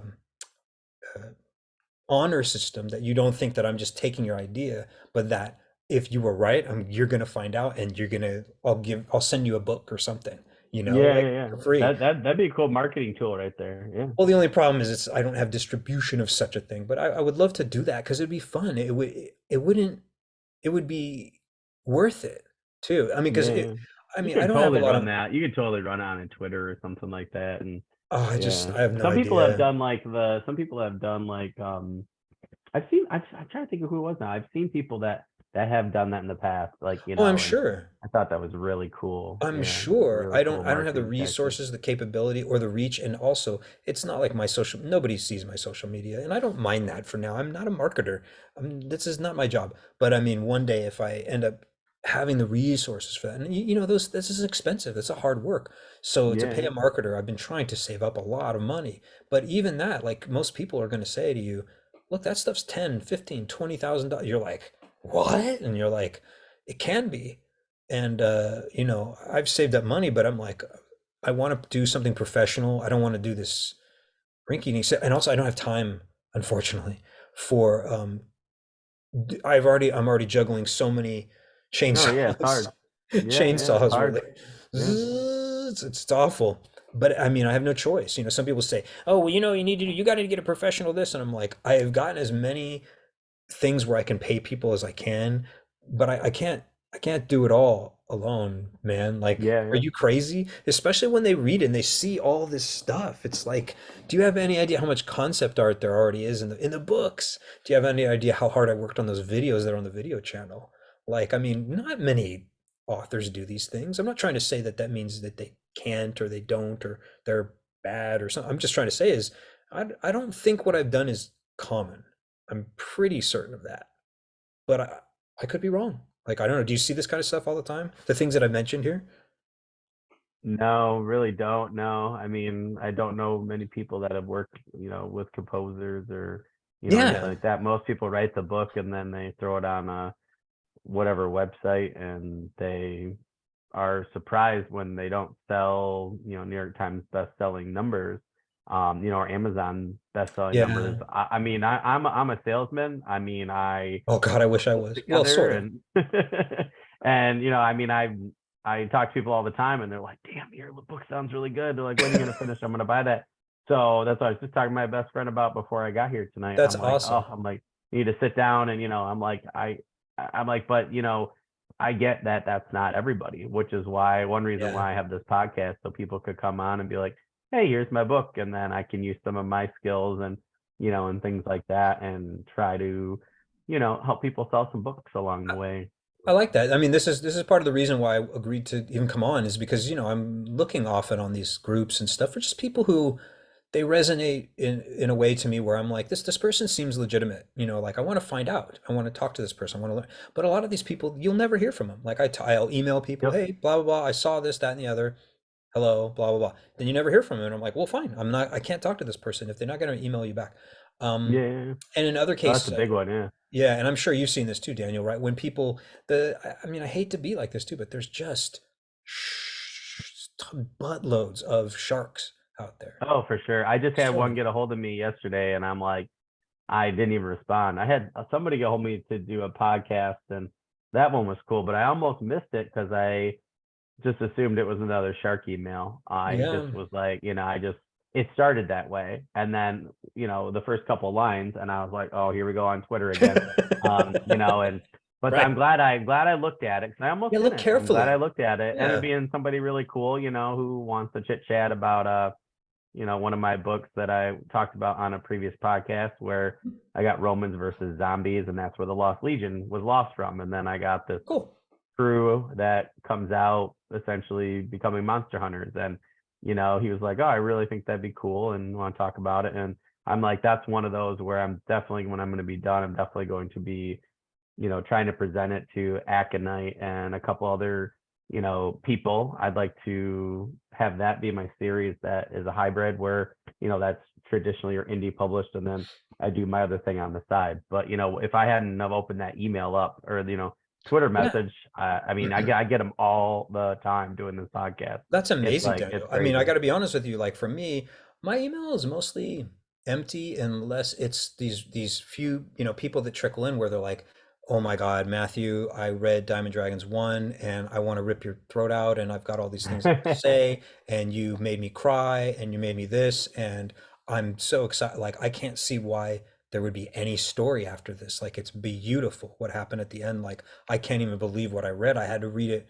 3 times over just to try to comprehend what the heck was going on in that one particular mystical moment, which again, I don't want to reveal it to anybody right now, but they can Yeah, probably assume it at a certain point once they've even read, 4 to 5 chapters, they might be like, well, wait, what happens when they do get to the Phoenix? Like, wait, does the bad guy get it first? And you're like, well, that's almost like if Darth Vader won at the end of episode 4. Well, wait a minute. Well, then how do the good, wait a minute. Like that's what you want, but I can't tell you these things. But then when Yeah, people yeah, do it, they're like, they sent me these moving things, Daniel, and that's all I want to do. I want to connect with other people who are like, we have a job to do. We have an important job to do. We're storytellers. We are not writers. We're not authors. Those are clinical, homogenized, banal words that just don't really do justice to what there's another level. Tolkien was a storyteller. yeah, George Lucas is a yeah, storyteller, was a storyteller. Steven Spielberg, and so on, Francis Ford Coppola, Brian De Palma. But we don't look at it like that. We only look at it like someone's a writer, but then you're an author if you've actually published something at all. And you're like, why do you got to do that? Like that's the stupidest thing I've ever heard. Shouldn't there be like yeah, maybe classification levels of it? Like in martial arts, you have white belt. Even other martial arts that don't go by belts, they actually have like classifications where they're like you're a beginner and then this is this and you're an yeah, advanced yeah, and then you're this and then you're master. Why would we do that with these things? Like it's ridiculous to say that because I published an article somewhere on a thing. I'm not trying to degrade that or denigrate that either. I'm trying to say is that it's weird to say that one's an author, then suddenly you talk on another person's an author, and you're like, they've been writing for 35 years and they published 148 books, and you're like, what? And you're like, yeah, some of them are 100,000 words or more, and you're like, dang. But we both call them authors, and you're like, yeah, yeah, yeah. right? You're like, what? That doesn't seem correct. And you're like, yeah, maybe it should be author level 1, author level 2. You want to pioneer this with me, Daniel? Because I sure would like to do it. We make a certificate system and be like, it's no, it's based. I'm not kidding you. I'm being kind of not calling you out thing, but it'll make for interesting content. Not to mention, I'm kind of serious about it. There's a great line in Cyrano de Bergerac by Edmond Rostand. You know, the 1950s version of this, by the way, is superb. You must see it. Everybody, please go find Jose Ferrer and Mala Powers in Cyrano de Bergerac of 1950. It's a fantastic film. You will not regret it. But oh, by the way, his son Miguel Ferrer was in RoboCop. He was Oh, that's cool. a bald guy. He was the guy who was mostly in charge of building him. Anyway, Miguel Ferrer, he also passed away, so rip. But anyway, there's a great line in this Cyrano where they're looking at Cyrano and he has no, you know, awards on his coats. That's part of the whole storytelling and when this takes place.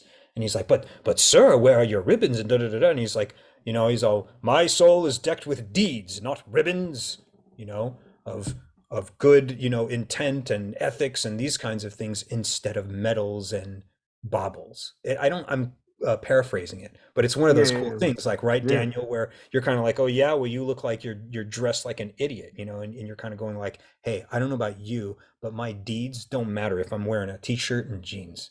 What I did, that matters more. And I always loved that that was a thing, and I always thought that that might be something important with the whole idea of mentioning what level you're at. Like, where are you in this mixture of things? Because I think there's some authors out there that, we should be crediting them a little differently. yeah, Master yeah, authors, yeah, yeah. grandmaster authors. I don't mean, by the way, to go like, did you write 30 books? Then we just do it as a number system. It depends on how many you've written. I'm like, how about how many like lives you've actually touched, and is your work really, truly valuable in terms of a literary sense? Like, again, Lord of the Rings has moved us in ways that Sharknado just, I'm gonna go with probably not equivalency. It doesn't mean to denigrate both. Like, one's entertaining and that's all. But right, it's like we still both call them screenwriters. You know, Yeah, yeah, yeah. you got That's it. screenwriters who write movies like Glory, Yeah, fantastic, terribly, just destructive film. Like, watching that is yeah, yeah, just terrifying. It's a terrifying movie, especially now, given the situation like Russia, Ukraine, this kind of stuff.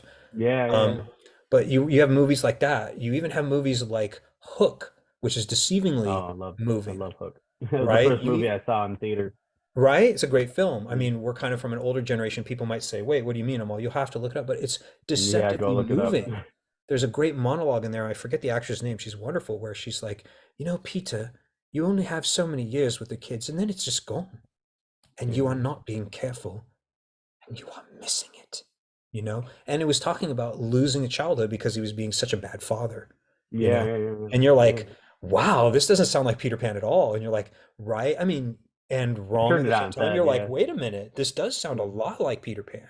It's just yeah. done in a dramatic and also emotionally, we have a lot of the fun of being Peter Pan, but then that darkness of going like, you're not being a good father. You're letting your kids live their lives on their own, and you don't even notice if they run by you and play with you, you know? Yeah. So that's the thing. We want to see, where are these people at?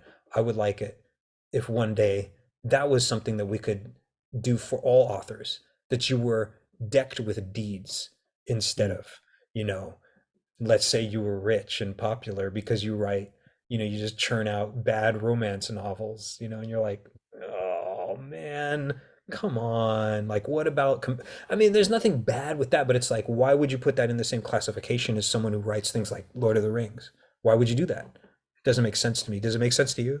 You know? I don't know. I think it really comes down to what the people want, right? Well, I James don't, oh no, McGuire. I'm not trying to say that there shouldn't be those things. What I mean is it makes a distinction between those types of work that you've done out there. Like again, the difference between basic level martial artists and then maybe higher level instructors or this kind of thing. And just those kinds of things. I think that would be amazing to see if your work was based on your deeds, or no, I'm sorry, not your work was based on your deeds, but like how people classify that type of author, you know? Mm. Because right now it's simple, like everybody's an author, and then that's it. What else do you do about it? It's just, if you're popular, I think is the rest of it, right? Yeah, yeah, yeah.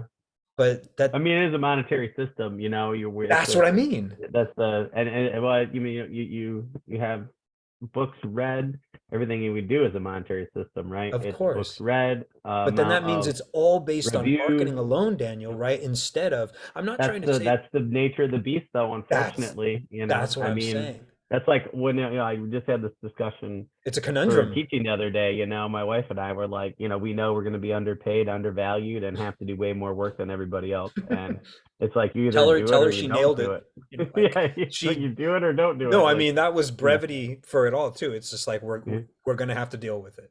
End of story. yeah, yeah, And I mean, so yeah. this is all I'm trying to say, Daniel, is like it would be nice to be able to help affect that change. And I think it would be Oh, wonderful for to sure. reach out to famous ones, Stephen King, Brian Sanderson, J.K. Rowling. Is it Rowling? Rowling? I'm not sure. But right, Yeah. like authors who have enormous amounts of power and influence, although they might arguably say, Matthew, are you crazy? We don't have any power at all. Like, I don't know what they would say to me. I don't know what they would say, but I think that they could do something that could change the system in a really positive way where excellent work floats to the top and becomes known, and not so excellent work. I'm not trying to say that we should punish people, but it's more like it's it's a shame if it's only a popularity contest of money alone, because then that means it's everyone's a slave to marketing. Essentially, you could be writing something really excellent. And by the way, I've read other people's work where I was like, this is fantastic, screenplays Yeah, and yeah. I poetry. know that And feeling. Yeah.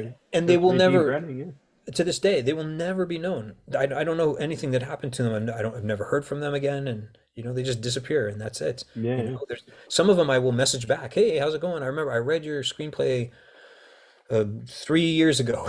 Just wanted to say hi. We'll not hear from them again. So I don't know what happened, or whatever. But I remember telling them like, it's freaking great. I really like it, and Yeah. congratulations. And I would change only these few things, or here's some suggestions. But like, I'm so glad that you sent this to me because it's such a great storytelling.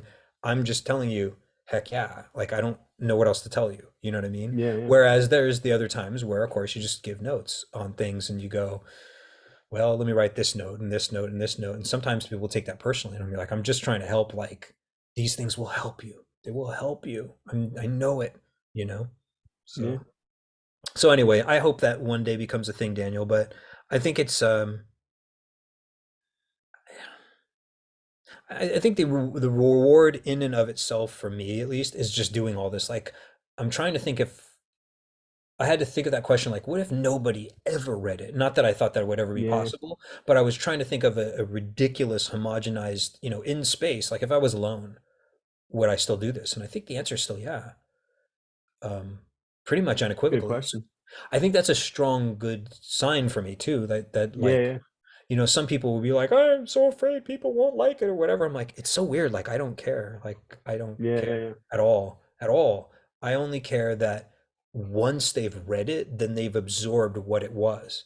And from there, they have to deal with it. Because, like I said, there's that reflection that we're going for. And for me, I wanted to write like stories that I'd be like, if I wasn't the writer, I would want to read this and I'd be like, oh my God, it's so like I can't get out of my head how strong and powerful it was. Like when I saw Glory, with Matthew Mm. Broderick and Denzel Washington and oh my gosh, and Andre Morgan Freeman. Bauer, Andre Morgan Bauer. Freeman. Oh yeah, yeah, Well, and Andre Bauer, people forget that yeah, he was yeah, yeah, yeah, yeah. fantastic, right? Yep. Remember as what Denzel was like, you you talking to me, Snowflake? And whatever, and you're like, oh God, he's gonna pick on this guy in here, and oh God, the scene that happens at the end of it too. I want Oh to move yeah, yeah. people like that. The Last Samurai. I want to say the writer and or director, he was involved in both. I forgot his name, which is unfortunate. I should know this, but oh, Edward Zwick. But he did Yeah, yeah, Last yeah. Samurai. Do you remember Last Samurai? Oh yeah, yeah. I used to watch all the time in college. Horribly historically Oh, of inaccurate course movie, not. It was not meant to but be. Yeah. yeah, and he probably, I mean, he definitely should have been African American, for the Well, actual story and historical figure. But yeah, I mean, I don't from know. a I don't know if story Afro American. You standpoint, mean, well, Last Samurai? You're saying he should have been Japanese? no, to the actual Last Samurai was an African American. Oh, I Um, see what you're getting at. Yeah, and no, I yeah, understand. but Tom Cruise had to Tom Cruise it up. As I Well, I say, mean, remember the you storyline know, for that. I'm not trying to argue for or against or whatever. It was just storytelling. I don't. Tom Cruise didn't write it. Edward Zwick did, I no, think, I'm just or he saying though, directed it. like, no, I'm just saying though that Well, he yeah, was supposed to be, historically dude. It was inaccurate. Dances with. Great What I'm story, saying is great this. story. What I'm saying is this, Daniel, is that it's Dances with Wolves, but with a Yeah, yeah, different yeah, color paint. No, it's true yeah, that an yeah, yeah, yeah. American. Great story. Yeah, Well, that's my point. Is Dances with Wolves, an American soldier got left and stuck, and he was in a yeah, yeah, yeah. position where Yep. then he had the, So I've seen Kevin Costner way too many times. Oh I yeah, love okay, that good. movie. So but then with Yep. Last Samurai, same thing. He was supposed to be an American, and then he gets Yeah. caught behind enemy lines, and they capture him. Yep. And then the point is, we know where we're going here. You're like, ooh, I see. Because I get it that some people were like, oh, it should have been a different types of person or whatever. But I'm like, whatever. At the same time, it's like this was that soldier, and he got caught behind enemy lines. I don't think anybody who uh, if they thought he was supposed to be Japanese, that they didn't see the film. They don't know. It'd be like saying if Dances with Wolves, if they were like, oh, Kevin Costner should have been Pawnee or something. And you'd be like, wait, what? No, that doesn't make sense. He's an American soldier caught behind enemy lines, and then the shenanigans happen, and he converts. So, but anyway, the point is, I want to write things like that. I've been working hard to do that kind of stuff, and I like meeting other writers like yourself who that's what you want to do. You know, Yeah, yeah. the money is fine. I've been consistently making sales since I published. They're That's not good. like off the charts, and I've never marketed at all, like not professionally. But I mean, yeah, that's the goal is eventually to say, yeah, I want to have more interactions with people. I want them to read and be like, oh, I want to ask you a question about Leijimoto because that's cool, man. Like what he was dude, that was so cool with and I can't, give it away. Or if they're Yeah, like, yeah, yeah. I want to know more about Artemis, this wizard dragon. You're just like, he's a blind dragon, Matthew, and I'm like, his his physical eyes don't really function the way that most of us are used to, right? He can't see, but as you can imagine, he can see, you know. So. Oh, that's cool. Yeah. Anyways, I've gone on and on, but it's been a pleasure. And yeah, good luck, hopefully, with your own work. If you want, we should do Oh, I one. appreciate it, Matthew. Yeah, we should do one on my channel one day, but I really haven't Oh, for really, sure. I haven't done the diamond discussions in so long. I've just been so busy. But Oh, I know that feeling. but yeah, anytime you want to do another conversation, I'm completely down. Awesome. I'd be happy to if you want me to like repost it on my channel. Not that I have any Oh, viewership, but sure. like Yeah. Yeah, it's up sure. to you. Yeah, it's Yeah, entirely up yeah, to you yeah, what you yeah. want. Whatever helps. Yeah, whatever helps, my friend. Yeah, that is totally fine by me. So yeah, Cool. that's That cool. would be cool. Yeah, Awesome. yeah. And then if you want Cool. me to suggest other folks, Yeah, I want to put you in contact with David Lady. He's fantastic. Oh And yeah, definitely, definitely. Yeah, I alwa't take referrals. So yeah, yeah, that'd be awesome. yeah, I told you about him. I think he's done at least 6 books and like just lots and lots of sales. So he's just fantastic. Really nice Cool. guy. Definitely an author I look up to. So shout out to David, you know. Awesome. All right, excellent. Well, Matthew, thank you so much. I, Thank you you. know, got a lot of information, so that's awesome. It's funny to get the, like I said, backwards and forwards Oh meta yeah, definitely. suggestions. Big So shout out to David Ball. I mean, I don't even yeah, know if yeah, yeah. he's still alive, but yeah, Definitely gonna have to the check that book out. Backwards and So Forwards, fantastic book. You should pick it up. uh, Any good writer, okay. or any Oh, writer my should just headphones, pick I it up. think.